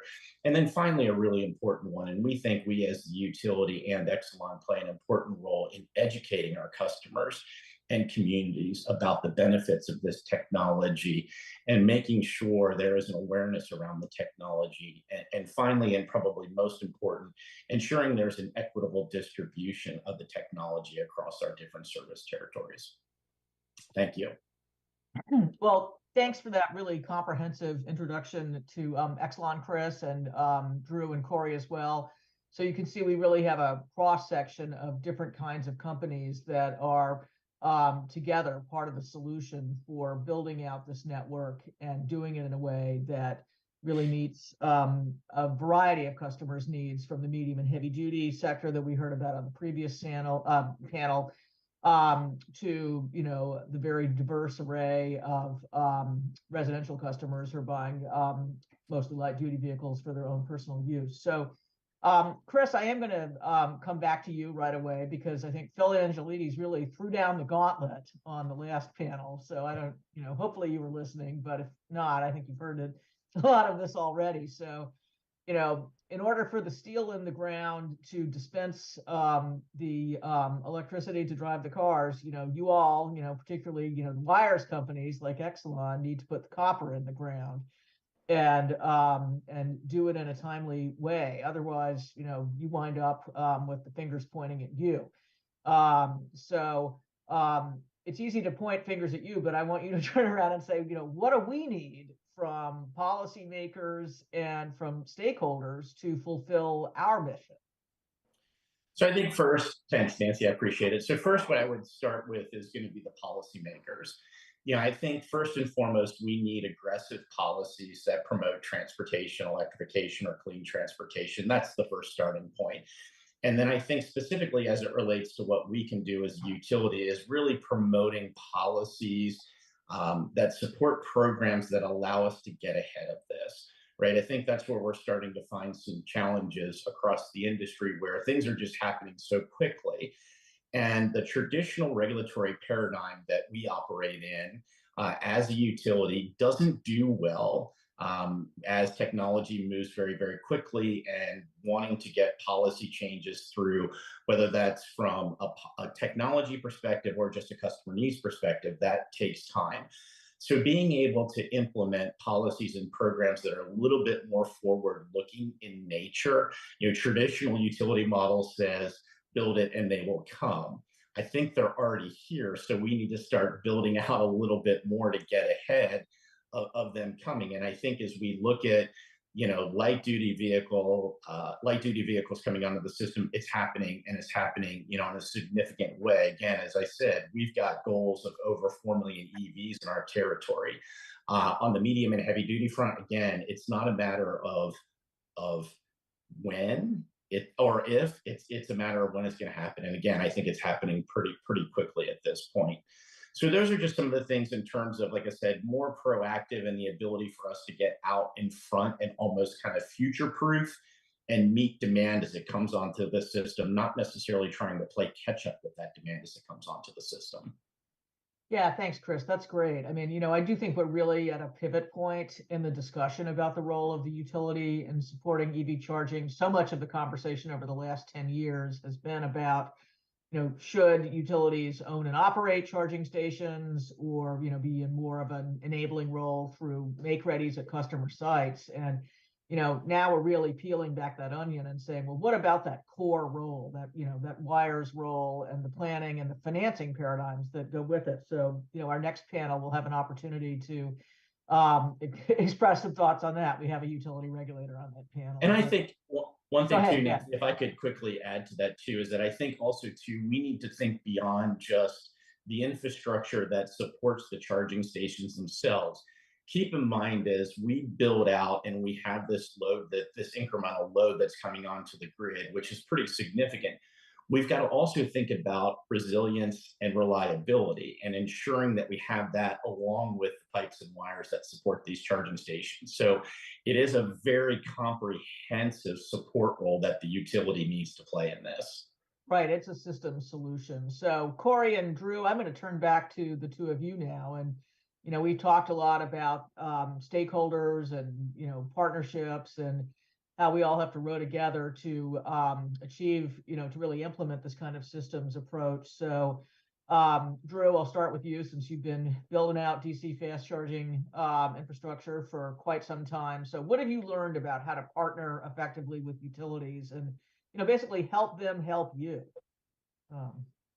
Yeah, I think, in the early days when you had to explain to a lot of people, not just utilities, but site hosts, about what it meant to be putting in new service for a charging station, there certainly was an education. I think a lot of the utilities have moved beyond that. I think obviously a lot of them understand now what their approach to charging infrastructure is, and it tends to be aggressive, and it's good. One of the things that works really well is if you have streamlined units that are kind of available to manage the different type of request that network operators are bringing to the design team at the utilities. And what I mean by that is you have a Walmart-sized connection that not only is almost certainly already the bottleneck when it comes to a time to construct, but it also can kind of go anywhere. And I think that's the other part that is really different about typical front-end design. So if you think about the two things that we do when we interact with utilities, it's the design up front, and then it's the construction and the transformer that gets installed at the end. And the design up front part has to be more consultative than typical, I think, because it's a huge part of the cost of installation. And the place that you get power definitely dictates the run that you have to wherever you want to put your charging stations. Volta specifically knows exactly where we want to put our charging stations for our business models. Other DC fast, you can kind of put it anywhere, but literally the go, no go of a project might depend on where the power is coming from and how long that run is from a financial standpoint. So these types of, when you have a designer say, where do you want it? And then we reply with, where can you bring it? It's super kind of like not normal, I think, in the typical traditional sense. So a lot of the things that we've seen are planners getting more used to that conversation for us saying, hey, work with us here on where it could come from, and we can figure out the best design from a cost standpoint. The second side of the interaction comes from, let's call it both construction supply and availability of labor. And also, supply chain's not even right, because there is what Chris talked about, which is the upstream, and then there's also just a supply of transformers, and we run into problems with both. So two of the big problems that we hear are, sure, we know the design, but that substation needs to be upgraded. It's going to be, that's where you get the years put on at the end of a project you might want to do if it's large enough. At Volta, we tend to have smaller deployments and haven't really run into that. The other side that we are running into now is transformer availability. So transformers are really, really back ordered. We're getting over a year in timelines in some utilities. And so this is also something that I think it's not going away. I think if you want DC fast charging or even large level 2 charging, we're going to need a lot more transformers put into parking lots in the future. And that's something that needs to adjust. So maybe I'll stop there, but I think those are kind of two of the pain points that we're seeing and things that we can do to smooth and streamline things. Great. Yeah. And Corey, you want to pick up the ball? Sure. And let me start by, I'd like to pull out the thread started by Chris, because I totally agree. And I don't think it can be overstated, is creating these well-defined roles for utilities to not only invest in infrastructure to support transportation electrification, but to do it on longer time horizons and to do it at a much larger scale. If we're kind of getting into these one-off annual cycles of investing a little bit here, investing a little bit here, investing a little bit here, it's, well, to Chris's point, really, really hard to keep pace with the demand. And it also for industry to plan around that is also just not efficient, frankly. And we spend a lot of time having to discuss this over and over of how much should we invest annually and what are the parameters around those funds, when what we know our North Star to be is like, we need EVs everywhere. We need EV charging stations everywhere. The scale is massive. So having a policy framework that allows that, I think is super, super critical. Another piece I would touch on related to this, and I know this is pretty common throughout the industry, Flow in particular focuses on this, is the idea of right sizing, smart charging and right sizing. If we want a resilient grid, then let's make sure we're deploying assets or chargers that really fit the use case for the expected dwell time. Let's have smart chargers so we can better manage the load. That, in some cases, when done strategically, depending on the location, maybe you're not going to need as much infrastructure investment from the utility. Maybe you can more strategically fit into certain locations and sites with the existing capacity and load on the grid. I think it's kind of tied to our cultural values as a society that we kind of always think bigger is better, faster is better. And while high power charging, which Flow makes, DC fast chargers, we're coming out with a high power charging system. So we're supportive of it. There's definitely a proper role for it. We don't think that should always be the solution. And I think that certainly has an important nexus here to this idea of how long does it take us to interconnect and get the thing energized. Well, okay, you raised some issues that I'm definitely going to come back to, but Chris, I want to give you a chance to respond to what you just heard from Drew and Corey, and then, I'm also curious, anything you can say about, what the electricity industry is doing, or maybe asking Washington for in terms of dealing with this transformer shortage, because this is really a high-profile issue. Yeah, it is. And I can tell you, Drew, we feel your pain. We have an initiative at Exelon to electrify our fleet of utility vehicles. And we've had to do some upgrade work at a lot of our different service centers. And we are having trouble getting equipment, not just transformers, but actually in some situations, some of the EVSC equipment, we're now starting to see a little bit longer lead time there. Nancy, I don't know what the short answer is on that. I mean, it's a supply and a demand issue, and demand is really high and supply is really, really low. I don't know if there's a silver bullet to solve it, but I do think that what I would come back to, and a little bit of what I heard in Drew and Corey saying, I'll pull it out a little bit more, is that your interaction with the utility at the front end or as early as possible is really, really critical. And the more we can understand what you're trying to do and what you're trying to accomplish and over what period of time you're trying to do it. A lot of times we'll get a customer that comes to us and says, look, I need, 5 megawatts of load in the next 24 months. Well, really you got to kind of parse that out a little bit, because not all load is created equal, and there are some things that we can do as a utility to help the customer kind of leg into those loads that they're looking for, or find solutions that will help them kind of get there over maybe a longer period of time, or again accommodate them the way that they need to be accommodated.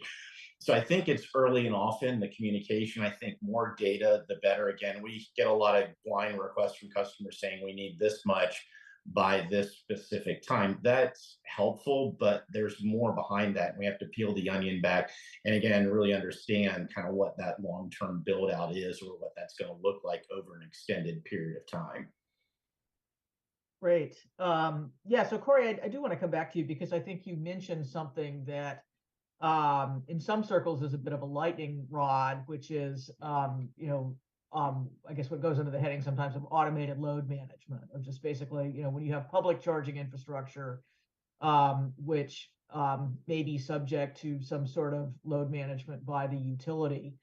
I think, there's general acceptance of the idea that this is something that, with customer consent and proper incentives is really desirable in the residential setting, where there's a huge amount of flexibility. But we tend to think of public charging, and particularly public DC fast charging, as really a convenience product, and it is all about, like, I want it now, I want it fast, and I want it where I want it and the way I want it. And those are all components of what makes an excellent customer experience. But an excellent customer experience is also affordable.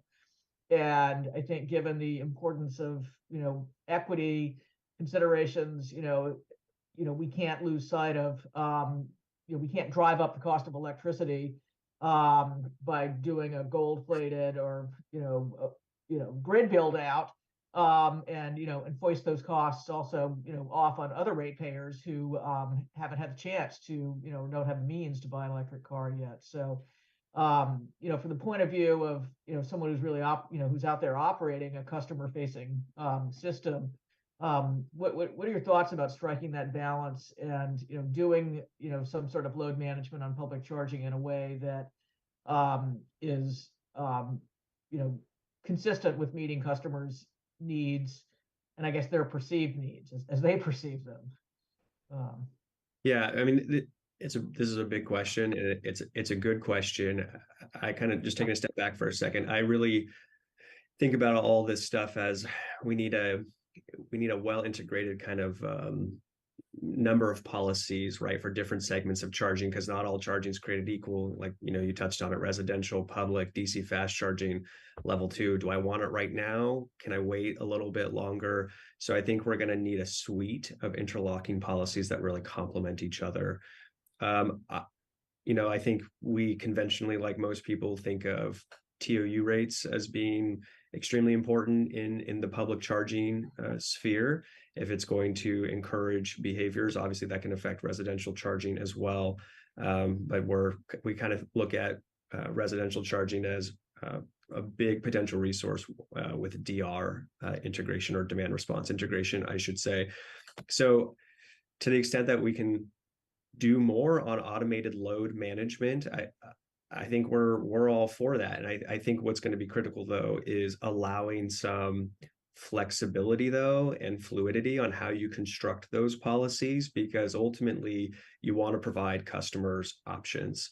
And this is the same thing as it relates to power levels that we talk a lot about at Flow, is like, let's give the customer options. Let us kind of work through the challenges with the customer, figure out what their needs are, and let them kind of choose from a menu of options. And I think this goes into type of technology, the capabilities of the technology, and then like what are the policies then that they're signing up for. If they want to participate in a program to then get incentives back, I think all these things matter. It's certainly will take time, right, to educate the customers through that. And I realize some folks they want to go faster to get everyone signed up for the right policies so that we can enjoy these benefits. But we're still at such an early stage of market development and market scale up that I don't think it would be fair to kind of back one pony right now, if you will, on this is the silver bullet policy, because I think we all know pretty much any problem you want to touch on in this space, there is no silver bullet for any policy. You kind of need options and lots of policies. Silver buckshot, the proverbial silver buckshot. Yeah. Yeah. Drew, you're nodding like so. Yeah. Take Well, it away. Yeah, I think we need to be really conscious of the social and equity impact of these policies that we put in place. And, I know with a lot of the funds that are going to be spent in the coming years here, there's a huge focus on that, something that Volta takes seriously. And we do feel with our model, at least for our level 2, but also for subsidizing our DC fast costs, we don't need there to be intense EV ownership in the location that we're putting our station, because the revenue comes in from a different channel through our media channel. So it's kind of a nice way to break the chicken and the egg question, but that doesn't eliminate the cost problem. And if you have public charging, which everyone has accepted is 2 to 3 times or 3 to 4 times more expensive than residential charging, you have an equity problem. And so to me, that is something that we can't overlook and we can't forget. It's not enough to just get charging out there, which we're trying to do everything we can to do, but you have to be focused on the cost to the people who rely on it. Public charging isn't convenience charging. It's kind of critical infrastructure for the next wave of EV owners. And the sooner that next wave gets unlocked, the better it is for our planet. And so we take that approach very seriously. It's something that we think a lot about when we think about pricing and kind of the impacts on our people and our customers. And so, that's something that's really important to me. We do a lot of modeling. We do a lot of machine learning. We have a tool that people use called Predictive that really helps people think about where are potential and current EV owners wanting to go and needing to go.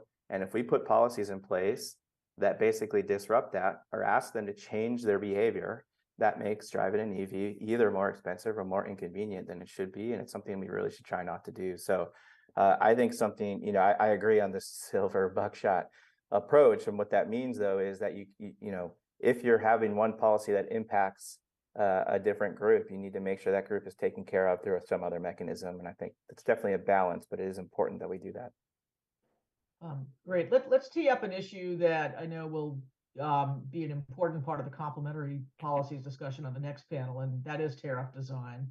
I think we've heard a lot about tariff design over the last few years at conferences, so I don't want to dwell on it too long, but there are concerns about, particularly about demand charges in commercial tariffs and the implications for the viability of business models for companies developing, particularly DC fast charging plazas, and especially in those early years or, out in more remote areas where it's essential to have those pieces of the network to ensure you don't have charging deserts, but where they, may never be intensively utilized. So, Chris, you noted that the Exelon operating companies are working in 6 different states. So you're experiencing 6 different regulatory jurisdictions. And why don't you take a minute to talk a little bit about how the conversation about commercial tariff design is playing out in some of those areas? Yeah, so I think we as Exelon understand the challenges that demand charges can create for certain use cases or certain aspects of the EV charging ecosystem. I think what we have done at Exelon is we've collaborated very closely with the EVSE companies and a number of different entities across the industry to come up with, solutions or potential solutions to that demand charge challenge. It's interesting because I think in the beginning, and I've watched this evolution play out across our service territories, in the beginning, it was a demand charge holiday. And that worked in some situations, and that didn't work in other situations. And I think what people need to really understand is that as we think about these programs, there are downstream effects of kind of providing these subsidies, if you will, around demand charge holidays or demand charge reductions. Someone has to pay for that at the end of the day. So what we've tried to do is work creatively to come up with solutions. And I think where we've migrated towards is looking more at utilization and adjusting demand charges based on utilization. And I think what you're starting to see in some of the newer demand charge relief programs is kind of that creativeness where the demand charge adjusts accordingly with utilization, which it should. And essentially, at some point, it is less expensive once the utilization gets to certain levels where having a demand charge is actually the most cost-efficient solution for the EVSE companies. But again, Nancy, I want to make sure that I mention it's challenging, and not every jurisdiction is the same. Some demand charges are higher, much higher in some jurisdictions than other jurisdictions. So I think it kind of goes a little bit back to that silver buckshot, if you will. But I would say we at Exelon have been more than willing to sit at the table and work not only with the EVSE companies, but other stakeholders to develop solutions that at least mitigate the near-term impacts of demand charges and allow the industry to kind of grow into those higher utilization rates over time.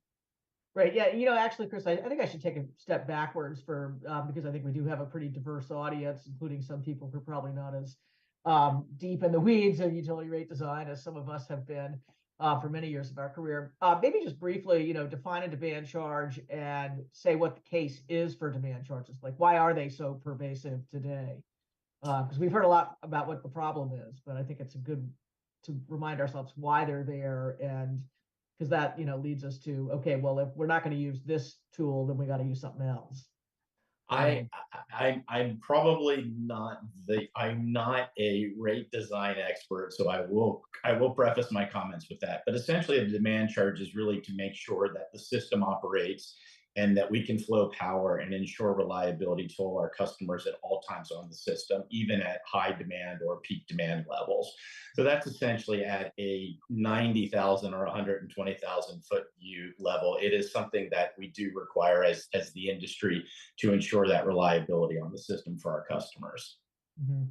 Yeah, I mean, maybe I'll, as an economist and a former regulator, I'll just augment that with, part of the rationale for it is, it's not just how much electricity you use, but, the largest amount that you use that, has a big impact on the size of the capacity of the wiring that goes to your site. So, traditionally demand charges are seen as a way to encourage the customer to smooth out their load because those are much more cost effective to serve. So if there's some ability to do that, again, we just talked about automated load management or various smart charging solutions for residential customers. That's great. I think it's, where we've had the problem is with DC fast charging, which, is really, a convenience solution, and it's all about fast. So Drew, I want to turn to you because, as someone who, again, spent all those years at Tesla, which built the first big DC fast charging system. And I've certainly driven by Tesla fast charging plazas that are packed with cars. So, what's your company's experience, or well, looking back to Tesla and then maybe looking ahead to Volta, but how did that play out over time for you all? Yeah, I think the investment decisions we make at Volta and Tesla are very different. Obviously, right. The ability to quote unquote subsidize your business model with vehicle sales allowed Tesla to be incredibly aggressive, whereas Volta never really got subsidies from anywhere, and basically was always, if you think about the networks out there, it's maybe one of the ones that is most focused, and because it had to be focused on just the profit of the model itself. And so that's why you saw Volta come up with this media model and also stick with level 2 for so long. DC fast is very expensive. I think to operate specifically. I think what you see now and what we learned at Volta, or at Tesla, like if you're getting charged for the water, your energy charge that's coming out of the pipe and the size of the pipe itself, like we said, like utilization matters a ton.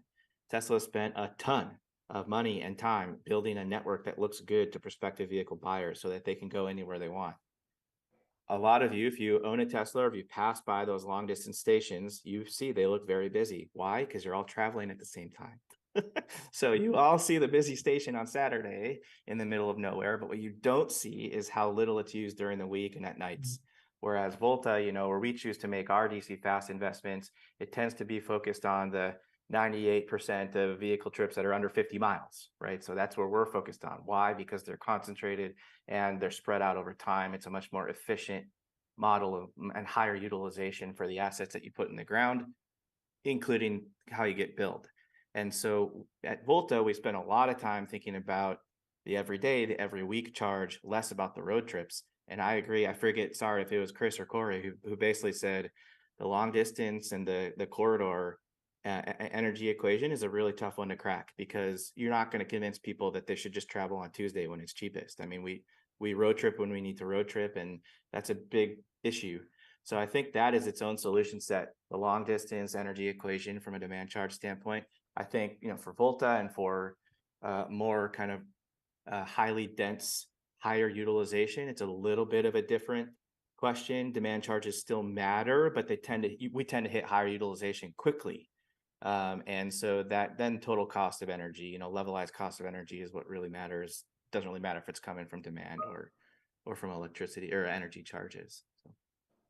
Thanks. Okay, yeah. So let's switch to really a totally different topic, but I think is again relevant to all of you in different ways and of great interest to our audience. And Gabe Klein talked about earlier. We've got 50 plans from 50 states plus DC and Puerto Rico, and that's a huge step forward. And those states are now getting ready to start dispersing funds. But the next question is, how do we knit all those state networks together if our device to distribute funds is the state? How do we ensure that we get networks that enable people to complete trips around regions? And what are you looking to what the joint office needs to do for you? And again, I mean, I suppose how state governments can work together as well, but what's your wish list on that front? What are some questions you'd like to put in front of our next panel, which are some of the people who are going to have to make this happen? Corey, you want to start or go? No, well, Chris, you put your hand up first. Go ahead. Oh, Corey, I'll defer to you if you want to start. That's fine. Yeah. I could go either way, but I'll just jump in. I'll say, so you referenced Nancy that there's 50 plans, but we certainly don't have 50 unique networks across the US, right? So even though there's 50 plans, you want to make sure these are planned in more of like a regional context in mind. And so that means a lot of state to state coordination. And so there's kind of a couple layers to this that I think, while the federal government is setting minimum standards for EV charging stations, which is great to kind of creating that consistent experience for drivers, technically states can layer on more requirements that can go above and beyond, not just from a technical standpoint, but just how they roll out the funds, how stakeholders even access the funds. And I think it's important to make sure that states don't layer on a bunch of different unique requirements, because when you think about companies trying to take advantage of these funds, we don't just think of one state as a market. We're generally thinking of markets like multiple states as one market, or honestly, in some cases, we're looking at half the US or the whole US as one market. So it's important to keep that in mind, and it's important for the states to kind of talk to each other to see if they're layering on more requirements. And I think this is an important role for the joint office, is can they step in, connect the dots in a collaborative, constructive way, right? Connect the dots, help increase or expand communication going on between the various states in terms of how they're planning and what funds they're rolling out for when. I mean, technically states can get creative and say, we're only going to fund deploy chargers along these highways or these alternative fuel corridors in our state as of right now. We'll address these other ones later. So how do we roll these funds out in kind of a consistent way? And so I guess maybe the question to the next panel that I would love to have answered is, well, how are they kind of stepping in and facilitating that collaboration? What are some of the aha moments that they're having when talking to states and getting to states to talk to each other? Great. Chris, you want to add some thoughts? Yeah, a couple of thoughts on NEVI. I think just to reinforce, this is a once in a lifetime opportunity and we have to get it right. And there was a lot that Gabe said in his opening remarks. I think that it really, I'd like to reinforce it's the regional development of the solution. Again, as Corey kind of just talked a lot about. I also think reliability and uptimes are really important. If you build it and it doesn't work, or it just doesn't function, it's not going to serve its purpose, and it's going to get a lot of people angry and not want to drive EVs, and that's not the goal. So a couple of things I think about as it relates to NEVI, and again, it was touched on before in Gabe's remarks, is that I think right now the focus is on the alternative fueled corridors within each state. I think as we get into year 2 and 3 of this program, that's really going to be a critical point for the joint office to really get the states, not only, Corey, just to talk to each other, but actually work together and develop more regional solutions and require these regional solutions to occur. I think the other thing, too, that I would say is that anything that the joint office or any of the other agencies can do to really reinforce and impress upon all the different stakeholders to really bring the utility into the conversation. Again, as you think about Exelon with our presence in the Mid-Atlantic and the Midwest, we really can play a strong role in bringing a large ecosystem together that we currently have touch points with today. I think the other thing that I would really like to see from the joint office is helping us out from a regulatory perspective, right? There is an opportunity for us to utilize our utility make-ready programs that either exist today or that could be set up directly to help support the NEVI build-out, really focusing on that 20% cost share that Gabe had talked about. And really what that does is it just stretches these dollars further and really gets at what the administration is trying to do, is build out this nationwide network of DC fast charging or EV infrastructure. So those are a couple of thoughts on NEVI.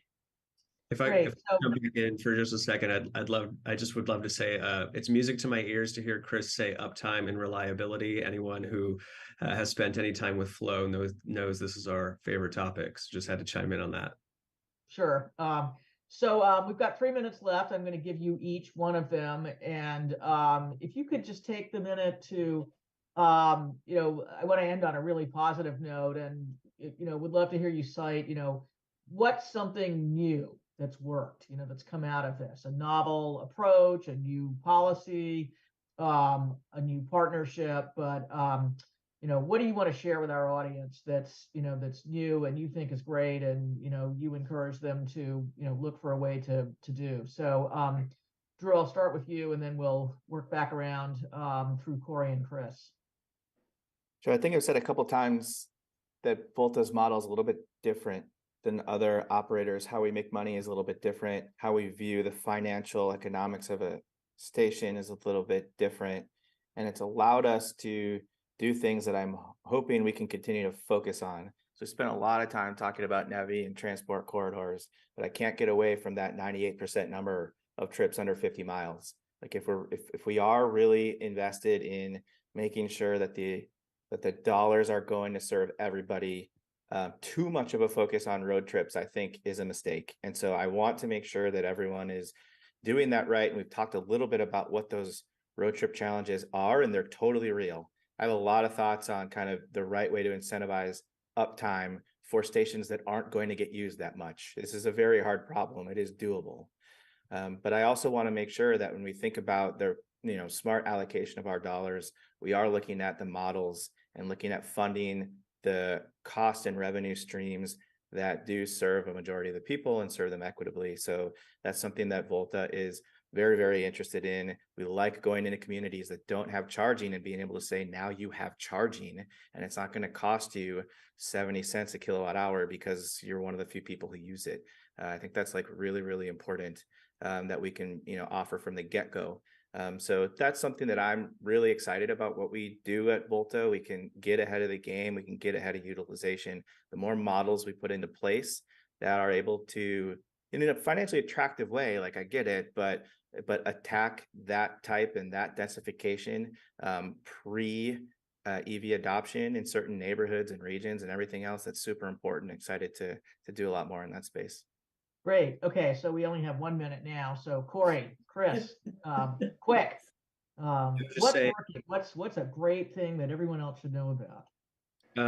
We focus on curbside charging at Flow. It's a way to increase equitable access to home charging or overnight charging for garage orphans.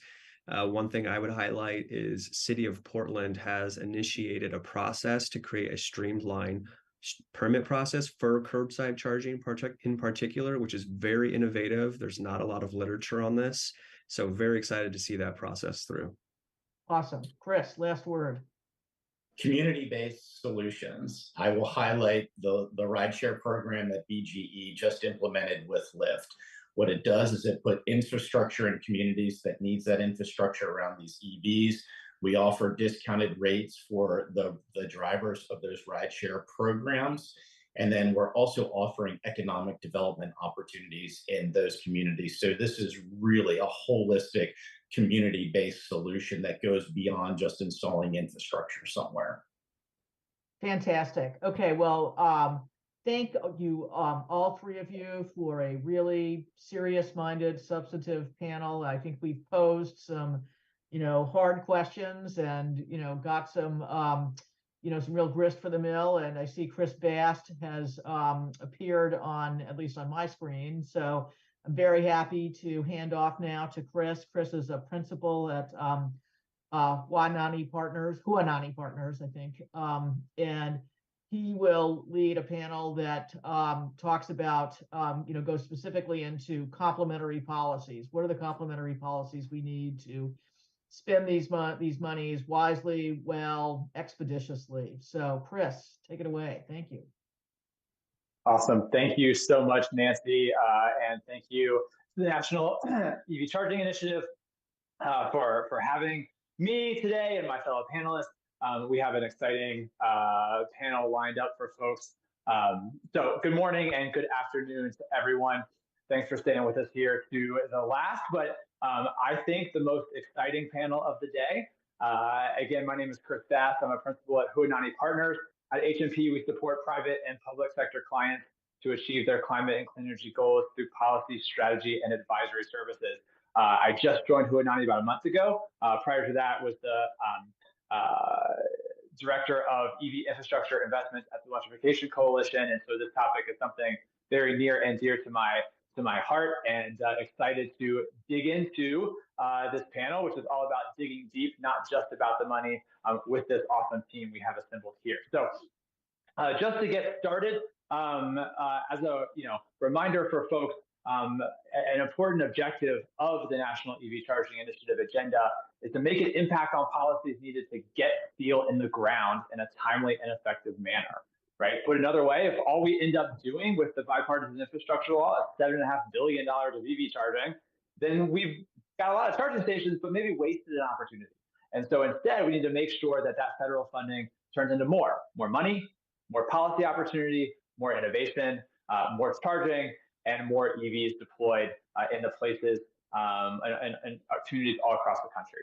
So we have a great panel lined up. I'm going to let each of them introduce themselves and tell us a little bit about who they are, why they are here, and their thoughts regarding the importance of complementary policy at the state, local, and utility level. And then we're going to get into some questions. So we will go ahead and start with Linda Tran from USDOT. Linda, tell us about yourself, why you're here. Thanks, Chris. For those of you who don't know, Chris and I actually have a very long relationship that stems all the way back to the days when we worked for then Governor Tim Kaine in the Commonwealth of Virginia. So it's really kind of a personal hoot for me to be able to be part of this conversation with Chris in particular. I feel like I know a lot of the people that are joining us virtually. We've had so many conversations over the last 2 years since the start of the Biden-Harris administration about a whole host of different investment opportunities and what's exciting about being part of the team at DOT at this moment. And in particular, obviously, the $7.5 billion in EV charging infrastructure investment that we're focused on today. For those of you who don't know me, this is actually my second tour of duty at DOT. I also served during the Obama administration and, candidly hadn't really been thinking about returning to public service, but I just could not, pass up the opportunity to be part of this incredible moment in history. I think we heard some of the panelists earlier talk about this life-changing, once-in-a-generation moment. And, the fun thing is at DOT, we get to not only hand out the dollars, but we also get to help determine the policies and the guardrails for how exactly we are deploying the resources. And so I'm really excited about the conversation today. I actually don't want to hold folks off too much from it, but I will say some of the things that are top of my mind right now that I find really exciting from the 30,000-foot federal level. Number one is that not only are we writing checks, but we're also seeing this incredible investment from the private sector, from other organizations that are also very clearly very invested in the moment that we're in. And ultimately, some of what we're really focused on from the DOT perspective, you've heard Secretary Buttigieg say before, is that it's not a question of if we electrify, but how fast, and whether we do so in a way that recognizes the contributions of workers and supports working people around this country, and that we do things better than we've done it in the past. So that's what's on my mind. I'm super excited to talk about some of the nitty-gritty details here, and I will relinquish the microphone. All right, thank you so much, Linda. Let's go next to Commissioner Catherine Peretick from the Michigan Public Service Commission. Hi, yeah, thanks, Chris. So, my name is Catherine Peretick. I'm a commissioner, one of 3 on the Michigan Public Service Commission. I've been on the commission for 2 years now. I come from the private sector previously as an energy storage project developer. I'm an engineer by training and spent 10 years thinking about how to use energy storage to strengthen and modernize our electric grid, which turns out it was a great setup for joining the Michigan Public Service Commission. I was also recently named chair of the National Association of Regulatory Utility Commissioners, or NARUC, their EV state working group. This is the largest of the NARUC working groups, with a majority of all state commissions represented, including 37 commissioners, I think, is the most recent number that I have. We host monthly webinars that are open to all. So from my spot now as chair of the working group and as one of the 3 commissioners for the state of Michigan, which I think is particularly important as the automotive state and home to the original big 3 American automakers, I spend a lot of time thinking about how to get the transportation electrification transition right. It's an incredibly complex situation, as we've heard from many of the panelists throughout the day today, and there's just a lot of change that's happening very quickly. Lots of moving parts, lots of stakeholders, both from the traditional regulatory perspective, as well as new stakeholders that aren't as familiar with the process. So taking that and then layering on all of the federal funding and state and national goals to accelerate this transition to electrification, it really makes conversations like the one we're having right now so important. Thank you, Catherine. Next, for introduction, we're going to go to Brittany Kohler from the National League of Cities. Thanks, Chris. Glad to be here with you all. We are very eager as city leaders to begin the process of connecting our existing electric vehicle plans with what is out there between the NEVI program and so many other good investments that are happening with the private sector partners.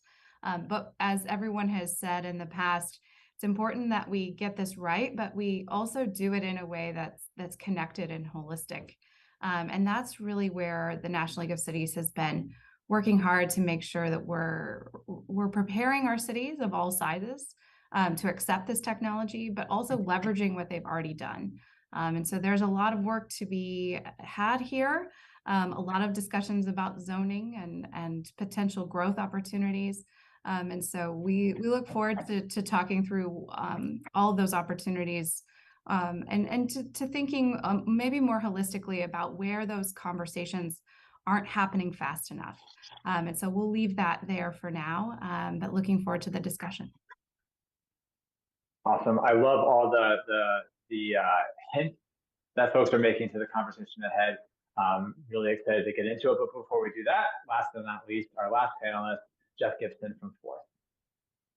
Hey, good afternoon, everyone. Yeah, as stated, my name is Jeff Gibson. I work for an organization called Forth. We are a national organization that's really focused around the equitable and accessibility of charging infrastructure, vehicles, and emerging modes. And we have a really great policy team that helps us figure out big questions like this, as well as a really great programs team that helps us implement a lot of on-the-ground education, outreach, and engagement with communities that we all know probably aren't getting access to this sort of technology.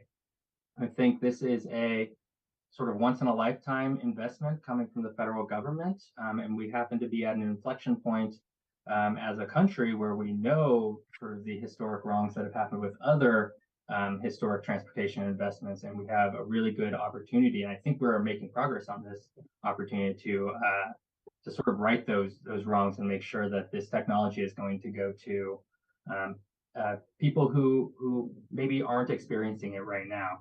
And I think as I've been at Forth for about a year as a recovering city planner for the last half decade or so, along with my colleague here, Brittany.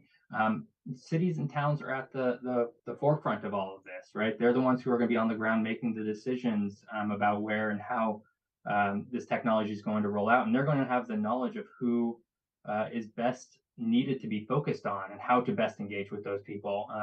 And so I'm really happy that we're having this conversation today. And I hope everybody attending this panel or this presentation today is able to take something from it and to carry it forward. Thank you, Chris. Awesome. Thank you, Jeff. And thanks again to the panelists joining us. So we'll jump into conversation here. And my first question to get us going is back to Linda from DOT. And, of course, I think we all know the Biden administration has set a goal for the U.S. to have a convenient and equitable nationwide network of 500,000 charging stations. The $7.5 billion in the infrastructure law is a down payment. It's extraordinarily transformative and hopefully sets us down that path. But getting there is about more than just the money, right? As this panel is all about. So how do you, from the perspective of the funder here from US DOT, how do you hope to see the investment in charging act as a catalyst for other activities to support and accelerate EV charging across the board? Thank you, Chris. And yes, it is a lot of money, but it goes without saying that we can and should always do more. It's this huge investment, but we could divide the conversation, I think, into two phases. So one is the sort of broader direct investment. And, we mentioned in the opening, we are creating a market, we're creating a demand that is now translating into lots of private sector investment, which is very exciting, right? I mean, I think actually our co-hosts have recently put out an analysis, NRDC put out an analysis that said that since the president took office, $210 billion have been invested by the EV industry, which is, outstripping other nations. We often talk about winning the future. This is clearly a part of it. And, on my own radar screen, I'm thinking about these billions that people have been announcing over the last few months and new manufacturing sites and new lines of products that are made possible because we know that this is the path that we're going down. So all of that's very exciting. But I also think that part of what we're hoping to accomplish as an administration is what I would consider to be the sort of knock-on impacts, the additional programming, whether that is, workforce development and upskilling and training folks for these incredible jobs of the future and the now. It is about how we're making opportunities available for disadvantaged business enterprises, small and minority-owned businesses, so that as we are injecting resources into these states and communities, we're doing so in a way that ensures that economic opportunity and wealth creation come to communities that might not otherwise, but for the policies and the guidelines that we provide, might not be able to benefit from it. So those are things that we're thinking about on a regular basis. But in addition to the kind of socioeconomic status side of things, we're also, and I know we're going to get to this as part of our conversation in a bit, we're also thinking about the geographic disparities and needs, and certainly impacts on rural communities who typically drive twice as much as folks in other types of communities around the country, making sure that people are thinking about access and the network from that perspective as well. The last thing that I would touch on is just that, we know that we're in the middle of this incredible opportunity. And if we want to make sure that the EV revolution really takes root here in the United States, it also means that we need to really make it easy for consumers. And that means in the terms of making sure there's information that's available to consumers about whether it's, tax incentives or rebates that will personally impact them and their kitchen table conversations. But it's also about making sure people also understand, well, range anxiety is real. And we often see people talking about, as I think you mentioned at the outset here, or actually, I'm sorry, the previous panel talked about these road trips, this road trip mentality. People feel like they need to be able to go 300 miles every single day. And we know that that's just not normal practice, right? On average, people drive 12 miles a day. Well, it's double that in rural areas. Most parts of the country, it's just not that much. And so thinking about that, and there's certainly a lot of different organizations that can help tell the story about the urgency and opportunity of this moment, but also, again, just to make it really easy for people to drive that EV. Totally. Excuse me. Totally. And it seems like one of the ways that the federal government thinks about this money as being more than just money is how the programs are being put together to spend it. And one of the things that's been most, it seems to me to be most influential, is the creation of the Joint Office of Energy and Transportation. I know we heard from Gabe Klein earlier, and I wonder if anybody on the panel can speak to how you've seen the Joint Office, as a catalyst to help this money go farther. Well, I'm intimately familiar with how it was developed and created and the kind of regular conversations that are going on. I'd actually love to hear from others what you're experiencing from JPO. Yeah, I can chime in, maybe not so much about the Joint Office directly, but I love the word catalyst here, Chris, because I think it really does get at a point of how much we can really do with all of this money that's going into charging infrastructure. And I think, as professionals inside this industry, as certainly the Joint Office and DOE and DOT, I encourage them to start thinking a little more broadly about what charging infrastructure means. I run our charging infrastructure group here at Fourth, and largely what I'm focused right now on is vehicles. However, I also know that we work a lot in e-tractors, right? Those are right around the corner in terms of helping agricultural and farmers charge their additional vehicles. We know that within cities, a lot of the gateway into the e-mobility world is more often through e-bikes or some sort of other e-mobility, e-scooter, one-wheeled skateboard type thing. We know that all of these people are engaging in electric mobility in some way, and it's really about how can $7.5 billion not just go towards the traditional vehicle, which is very important, I think we can all agree on, but how can it also expand and really ignite that change towards electric mobility for all? Of course, there are some issues around that. Certainly the if I'm going to take the e-bike industry, I think there's some need around standardization of ports before we really get there. But I think there's definitely an opportunity to start having these conversations sooner rather than later. I think the Joint Office is a great vessel to have those conversations. Yeah, I'll just add very briefly to speak to both the importance of the Joint Office as well as just the importance of this funding overall, is that it just really shines a spotlight on the vehicle electrification transition and just emphasizes how important it is by sending a signal to industry, to states, to to everyone, to consumers, that this is the future and this is where we need to be focusing our thought, our innovations, and our investments. And I think that it's been a really big catalyst, as you said, Jeff, for that sort of innovation and investment. And I'll only second both Jeff and Catherine's points here, because the catalyst of the joint office and the shared learning that's happening already is very good, and a very good resource for cities to have a one-stop shop to go to with questions about this. And I'm glad to see them ramping up their technical resources. And I think we're going to see a large spotlight on them as we hopefully see the community grants rolling out, and those will be an important part of this conversation, so that cities have a stake in this new investment arena, along with our state partners in the NEVI program. Because one of the things that I think folks are really interested in right now as city leaders and as the public is, well, where is the EV charger going to go near me? And how do I make sure that it's in the best possible place, so that it can serve my community and serve the other needs, to Jeff's point on light mobility options that are really becoming more and more interesting, and a truly transformational space in the I think the transit and public use category. I think that's a great segue, Commissioner, to move to you, because we're talking about all these different modes, and I think it's becoming clear that one of the big challenges we'll be addressing over the next decade is the merger of two huge sectors of the economy, right? Transportation and electricity.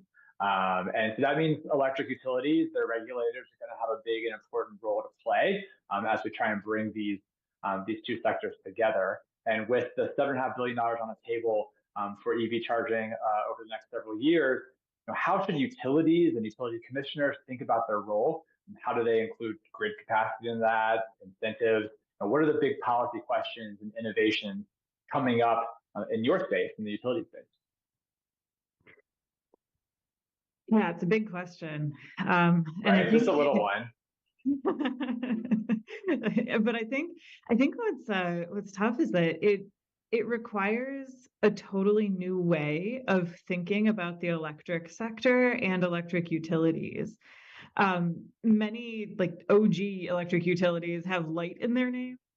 Like Florida Power and Light. In Michigan, we have a Lansing Board of Water and Light. I think there's a Wisconsin Power and Light, Indianapolis Power and Light. There's illumination has been the primary function of electricity since the modern electric system was invented, and that's changing very quickly. Electricity is becoming necessary for so much more now of our daily lives. Working right now as we're in this webinar, communicating, heating and cooling, entertainment, and now we're adding transportation to that list. So that means that the jobs of utilities and the jobs of regulators are really front and center and are more important than ever as a part of this transition. And it really just requires some pretty unprecedented coordination among all of these parties. There was a report that was issued in January by the Fuels Institute's Electric Vehicle Council that said that most states and localities surveyed, I think they surveyed about 100, had little to no policies for public EV charging. So 49 cities or counties had established ordinances or other regulations that governed EV charging installations, and 23 of them were in California. So these are things like requirements for parking, for signage, for design, EV-ready building codes, permitting specific to non-residential charging stations, EV parking spaces, that sort of thing. That's going to change. That's going to change quickly. These policies are currently being established, and we need to make sure that we're being thoughtful about their implications and purposefully coordinating with the very wide range of stakeholders that are involved in transportation electrification planning. And we need to intentionally include a wide variety of parties in this conversation, including parties who have not traditionally been included. Utility rate design is also going to need to be very intentional. So this is something that we think about very regularly as at public service commissions. But as the usage of the electric grid changes, the way that we pay for, maintain, upgrade that grid is also going to need to evolve as well. So one thing that I'd like to highlight and particularly focus a bit on the Midwest for this conversation is innovation. So both from technology innovation and policy innovation for the Midwest. And I'm gonna list a few things that we've been able to accomplish over the course of actually pretty recently in the last few years. So in Michigan, we're going to have the first in the U.S. wireless EV charging road. So this is both for dynamic and stationary charging. It's being built in Detroit, in the same city that saw the first asphalt paved roads and the first 3-color stoplights. And this is the innovative company that's building that is called Electrion. And that's one of the pretty major innovations that we're seeing coming down the pipeline. We also have a program to install EV charging in all of Michigan state parks. So it's a partnership between automaker Rivian, our transmission owner and operator ITC, one of our utilities, an electric utility called Consumers Energy that's in Michigan, and the nonprofit Adopt-A-Charger and the state of Michigan are all working together to put together this network of charging stations within state parks. And part of that is the Lake Michigan Circuit, or what we're calling or what some people have started calling the Electric Route 66. So this is a collaboration between the states of Michigan, Illinois, and Wisconsin to build and maintain charging stations all around the perimeter of Lake Michigan in their home states. There'll be chargers installed in these key coastal communities at lighthouses, state parks, breweries, wineries, restaurants, small businesses along a planned route. And that's that sort of coordination that we're really looking to see. And even farther down that path of coordination is the REV Midwest Coalition, which is the Regional Electric Vehicle Midwest, is what REV stands for. And it really gets to the point in the question that Corey Bullis from Flow had for our panel in the last discussion about regional planning for EVs.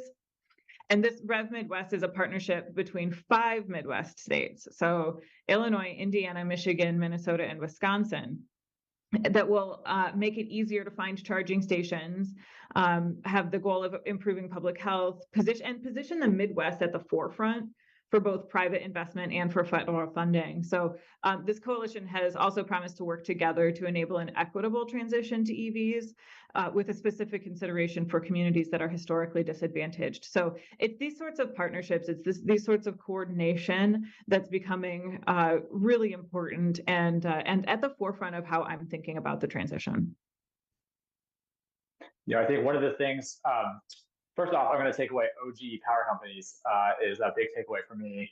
And you're right, I used to work for the city of Seattle City Light always was, the name there. So it's key, as we were bringing these sectors together, a reminder for state DOTs that working with their utility and working with their utility commission is a key partnership.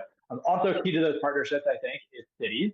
And so, Brittany, this is my segue to you, that, most of the infrastructure law funding is ultimately being programmed and deployed by states. But on the ground, when charging stations are being installed, the soft cost of installation, the rules that installations have to follow, the way people experience and interact with the charging station, those are all determined by local government, mostly. And so similar to the utility perspective, what are the big policy questions, innovations, conversations that are happening now and that you expect at the local level, and how is $7.5 billion affecting the way that cities think about charging infrastructure in their communities. Absolutely. So we're glad as cities to have had a bit of a head start on this conversation, particularly spending down the Volkswagen money. And that resulted in a lot of communities going through their first installation of a charging station in their community and really thinking through what are those conversations, who are those partners. But now we're looking at this in a much bigger scale. And so you see communities that had, just a handful of chargers now ramping that up, looking at the long-term plans. How does this fit within their housing policy? I think that is one of those underutilized areas of collaboration where there's a lot of potential for private industry to really think critically about that investment. But our bigger goal, I think, is to align partnerships. But we know that, it's going to be our utilities and our state partners who can help us connect in to the grid and to its capacity, but also connect into the larger plans for the state's investment. I was really glad to hear about the Lake Michigan examples of how they're really thinking critically about putting electric chargers where the community is going to naturally be using them, to not have them isolated in random locations that the only reason to be there is that charger. You really want to be critical, have a critical eye to locations that serve a variety of purposes. And so when we match up sort of the two major funding categories that are coming, right? So you have your state NEVI funds, and you have your community charging funds. Really, when you look at the ideal location, those are going to overlap in some of those cases. And then you're going to see the community chargers that fill in those gaps, places where they may not seem like a great concept on a map, on a piece of paper. But when you talk to the community, they can say, oh, right there, we have a new development coming in. We have a new employer nearby. We're really thinking about what the location would be in this community for a hub. And so they're going to have a really great influence on identifying those future locations and those places that would really meet the demand for the moment. And I think we'll also see throughout this process, communities thinking critically about their own fleets.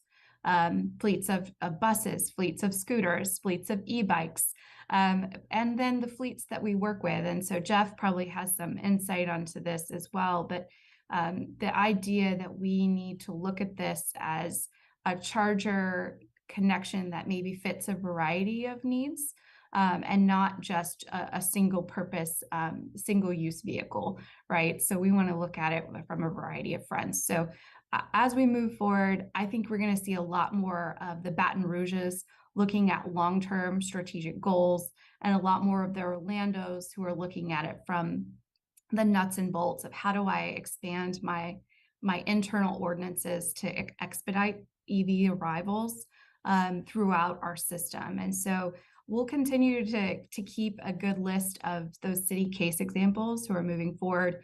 Our new electric vehicle primer has a list of different cities who have taken on different pieces of this puzzle.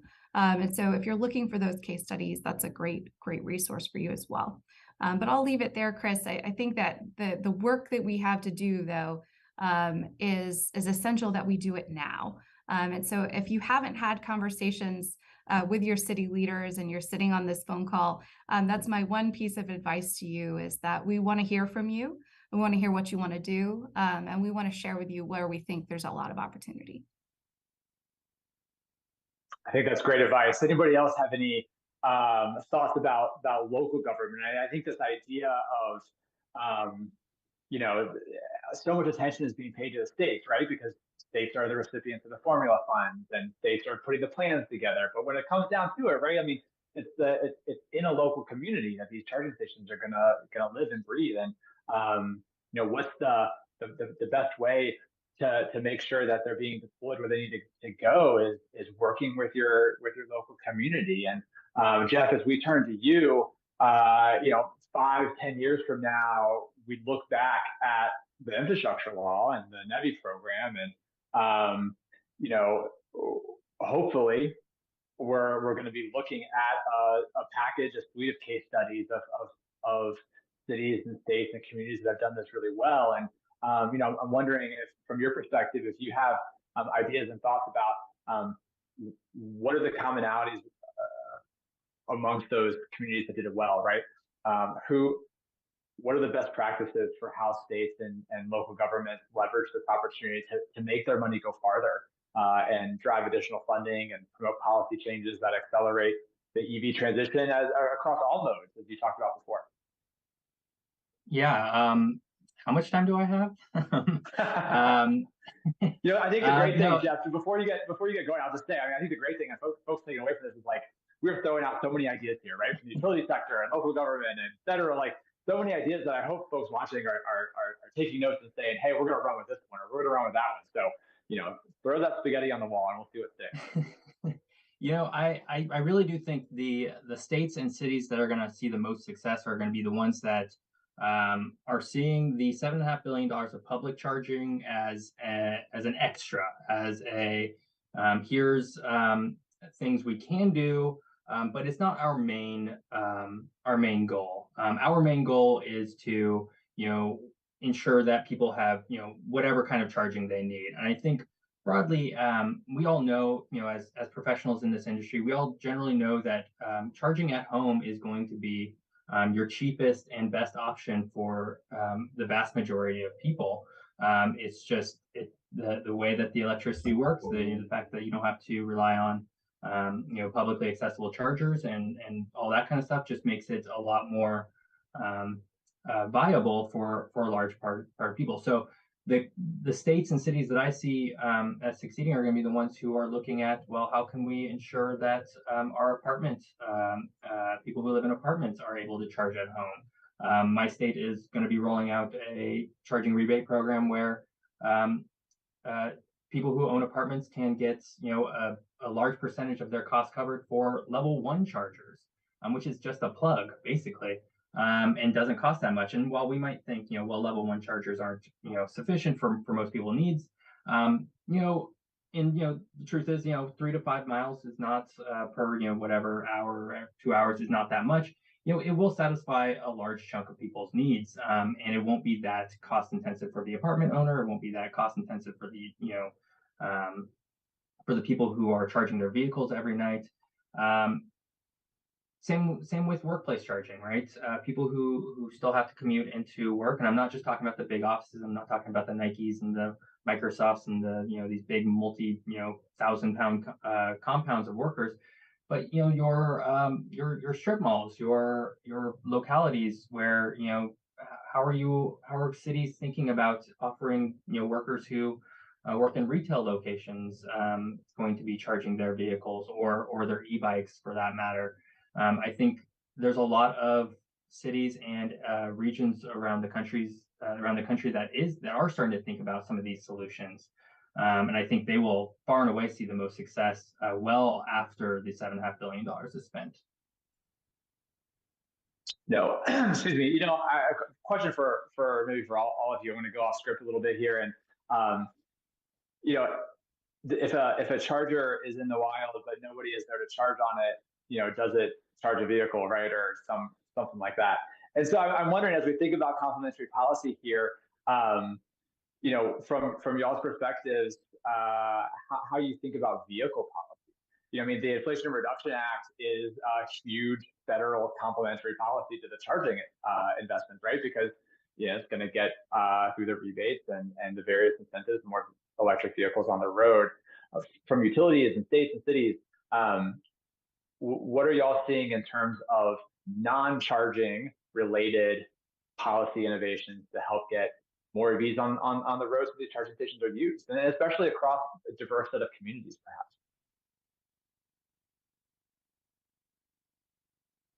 I can start and say that we're seeing a lot of interest in both potential ways to get at this issue.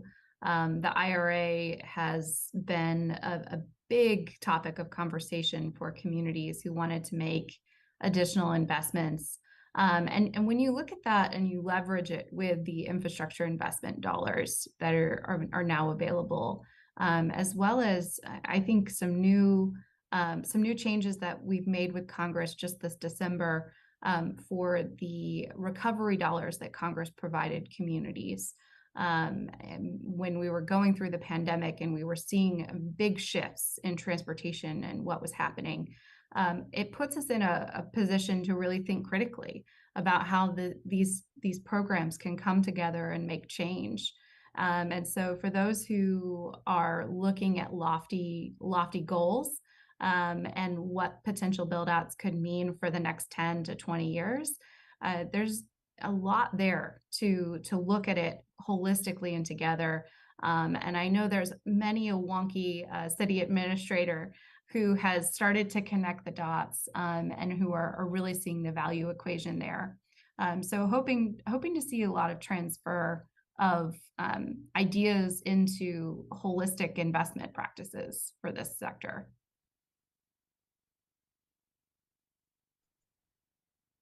And a shout out to all my wonky friends. Always shouts out. Commissioner, go for it. Okay, sorry. I can talk briefly about how we're thinking about it at the commission level too. One of the advantages of being in the position on a public service commission is a convening power. So the ability to get groups of people together and force them to talk. And that's something that has been really helpful for electric vehicles and for planning for the grid for servicing those electric vehicles eventually. So we're thinking pretty extensively about transportation electrification plans specifically that would be developed in a process that brings in many different stakeholders, many different voices, and making sure that those all of those varied inputs are heard, and make sure that that we're really looking to embrace innovation and not just do things the way they've always been done. And use this convening power to help to find those innovations, to reduce the negative impacts and amplify the positive impacts that this transition is going to have. So we're looking to how to specifically invest in our infrastructure, understands the state of our system, and then make sure that we take advantage of all of the programs that are in place. Yeah, the one thing I would add, and I realize we're just about at time here, Chris, if you don't mind, is just that, I feel like our role as the federal government in particular, but government writ large, is to be very clear about the road, pun intended, that we're on, and to send signals about where we're going to put our money so that others across the private sector, nonprofit sector, even academics, can fill in the gaps on all the things that we're not doing. And I've been incredibly impressed over the last year plus in particular about the ways that different folks are thinking about types of EV drivers. So yes, you've got your coffee shops that are thinking, I'm going to put my charger, I'm going to invest in my charger outside so that people spend the money inside my store. But you've got the grocery store folks, you've got rental car companies that are thinking about how they're going to handle their fleets, airport type vendors and operators that are close to major airports and hubs and those types of communities are all thinking about how they're going to put in the various levels of charging stations that are possible right now. And that's to say nothing about, of course, the folks who are thinking outside the box. I mean, Catherine mentioned a little bit earlier the dynamic charging and some of the more experimental innovations that we're seeing. I would say the secretary and I were in Colorado last winter and saw this really cool community charging station that was put in at a transit-oriented development for low-income residents. I mean, people are definitely thinking about ways to make the EV revolution accessible to all types of different drivers, and it's really been something to see. That at risk of closing with something even not as great as that, I am recognizing that we have 2 minutes left. I have 4 of you, so maybe 20 to 30 seconds from each of you on any resources that you would leave the audience with. A shout out to your own work that speaks to complementary policies. Where do folks go for more information on how to continue to accelerate this transition? And we'll go in the same order of introductions and start with you, Linda.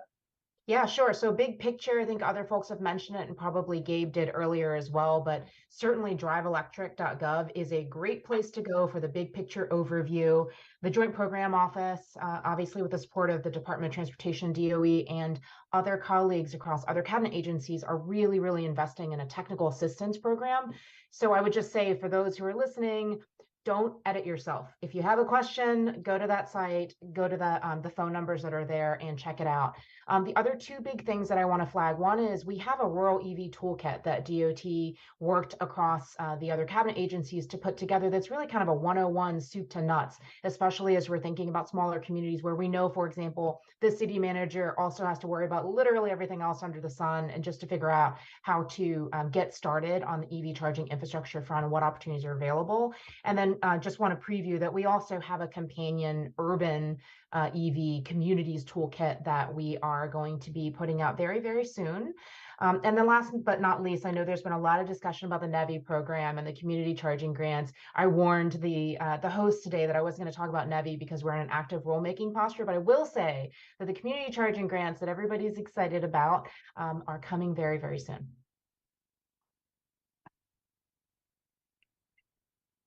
Thirty seconds. Anybody else? 10 seconds from anybody. Brittany, what you got? I'll just say cities are open for EV business and looking forward to more conversations. I'll also just plug, don't miss your procurement manager in your outreach as you go through this process. Commissioner Nehru. Yeah, I'll just say participate in your state and local government processes. We need all of the ideas. We need all the voices. For me in particular, your state utility commission proceedings. I know they're not fun, but we need your voices. And also get involved in the NARUC EV state working group. I want as many good ideas as I can get. Jeff? Yeah, I'll just be really quick. We at Fourth, we're here to help. fourthmobility.org. Come visit us. Check us out. That's all. Excellent. Thank you so much, everybody. Linda, we are going to look for that information soon, whatever that means these days. And with that, thanks to all of you. Thanks everybody for joining us. Max and Colleen, I think it is time for me to turn it back over to you. Yes, thank you so much, Chris. And thanks everyone for participating and leading this important and timely discussion.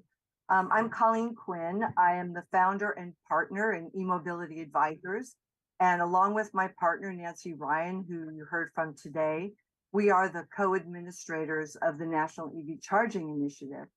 And part of what I want to do is, first of all, express our appreciation for NRDC's leadership in this initiative. We heard from Drew Caputo. He was, opened and welcomed our session today. And we really do appreciate their investment and support in this important activity. I also want to thank our community partners that have helped us spread the word for this summit. That includes Fourth. Jeff was a panelist today. Clean Fuels Michigan, focusing on our, Midwest approach in our sessions, and then Advanced Energy United. Pivot to the States is all about creating action for deployment of a national EV charging initiative. Our 35 national organizations and signatories have stood up an important set of principles with the purpose of really influencing and guiding state activities. Over the past year, we have reached out to 15 states that were identified as priority states. We've talked to governors' offices, the Department of Transportation's, and energy offices to provide to them some background on the initiative and, the importance of the guidelines that our signatories have promoted. So I also want to mention that we put this summit together with the idea of really a call to action. And we chose the titles of these various panels to enable this proactive activity. We purposely used progressive tenses. I want to thank my grammar school English teachers for guiding that. But the words of hitting the road, getting it built, and digging deep. This is the proactive intention of what we wanted to talk about today. I also want to thank the headline speakers, including Gabe and panelists, for bringing their expertise and perspective. I'm just going to highlight a few things of what we heard today. From Gabe, he talked about the progress at the Joint Office and the importance of collaboration, and of course the anticipated release of the NPRM. I loved what he said on a personal note. We have to get this right, which I think all of us at the NEBCI endorse wholeheartedly. On the heavy duty panel, Patricio really called out the dynamic background of the group. It was interesting to have, for example, important to have Jose part of this panel, really stressing this is not just a call to action, but a big call to action to change the moving goods system of our country, with the serious consequences to health that particular system today has on these communities. I want to have another shout out to Phil Angelides. Many of you may not know, he's the former treasurer of the state of California. When he was treasurer, he promoted something called the double bottom line investment strategy. And that is much aligned with the perspective he now brings to transportation, and much aligned with the perspective that we bring in NEBCI. So his whole perspective on, as a developer and the land grab that we're sort of seeing on the freight area, but there are challenges which he mentioned on zoning and utility planning, and a technology innovator of Nuvve talking about the importance of vehicle to grid. Nancy ran another important getting it built panel. Now here we brought in the EV charging manufacturers and the important utility perspective into this discussion. And I think the good thing about what happened today was what was presented in panel one was then reflected or responded to in panel two. So I think panel two aligned with the previous panel and said, yes, we need forward-looking policies on the grid. We need to right-size the grid. We also want to see interlocking and integrated policies for residential DC fleet and medium heavy duty.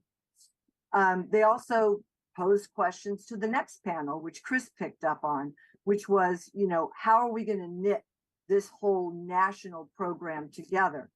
And so what I love about Chris's panel, and I really appreciate Chris's leadership in this panel, is that we brought in the government actors. We brought in a public utility commissioner, Linda Tran, such an important leader at DOT, her energy, her perspective, and she's really getting the voice of DOT out there on the historic importance of the IIJA. And then also, we were lucky to have the NGO community. So some of the things we heard in this group were things, well, Chris mentioned it, it's the catalytic role that this NEVI money is playing. Not just the money, but more money from the private sector, more and better policies. Linda Tran talked about a new word for me is the knock-on investments, socio and economic impact of job creation that the program has generated. the wealth creation opportunities in the communities, the important perspective of the Michigan PUC commissioner, acknowledging the importance of Michigan as the home of the auto industry and her role as chair of NARU. It's really important to bring, as someone else mentioned, these two industries, the automotive and the utility/energy industry together. The city leadership from Brittany, I will say that we at least at NEVCI plan to bring this perspective forward in a more more realistic way. We didn't have that in our national perspective, but we want them to be more active because, as everyone mentioned, the mayors, the roles of the cities are critical in complementary policies, whether it's zoning, and those kinds of things are critical to getting the steel in the ground.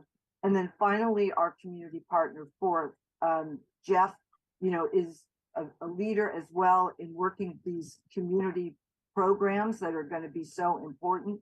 They have had a number of great successes in the communities, and so we really appreciate his perspective.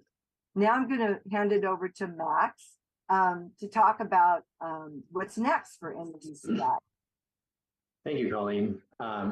And I heard from both Gabe Klein and Linda Tran the phrase very, very soon with respect to the release of the proposed standards and the community charging grants, which is more imminent than their previous phraseology there. So stay tuned. As what's next for the charging initiative, I heard a lot of calls for a very aggressive shift in policy from different actors, from developers like Phil, from utilities like represented by Chris Pazinski. Lord always knows for very aggressive policy shifts. But the membership of the initiative represents the folks who we need to effectuate that policy shift on the ground.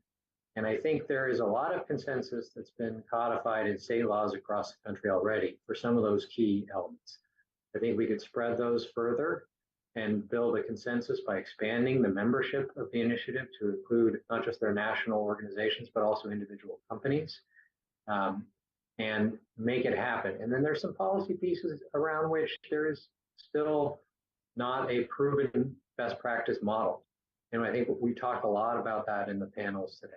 And in our subsequent Western Charging Summit, focusing on really the real policies that we need to shift the planning timeline to get stuff built on time, energized, and keeping it on for longer. There's been some policy work on that, but I think there needs to be more. And the good news is that the initiative and some of the speakers we heard from today are the right people to inform that policy design. So we hope to host a series of webinars this coming year to build and forge consensus around some of those model policies, and then arm our membership with model legislative language to go make it happen and take it back to your home state and individually or collectively and turn it into law. So that should be fun. Look forward to working with all of you and making a difference in this world. And I think, as Jose put it from Melvejo, we have to act now to save lives. So it is a time-sensitive matter. So thank you all.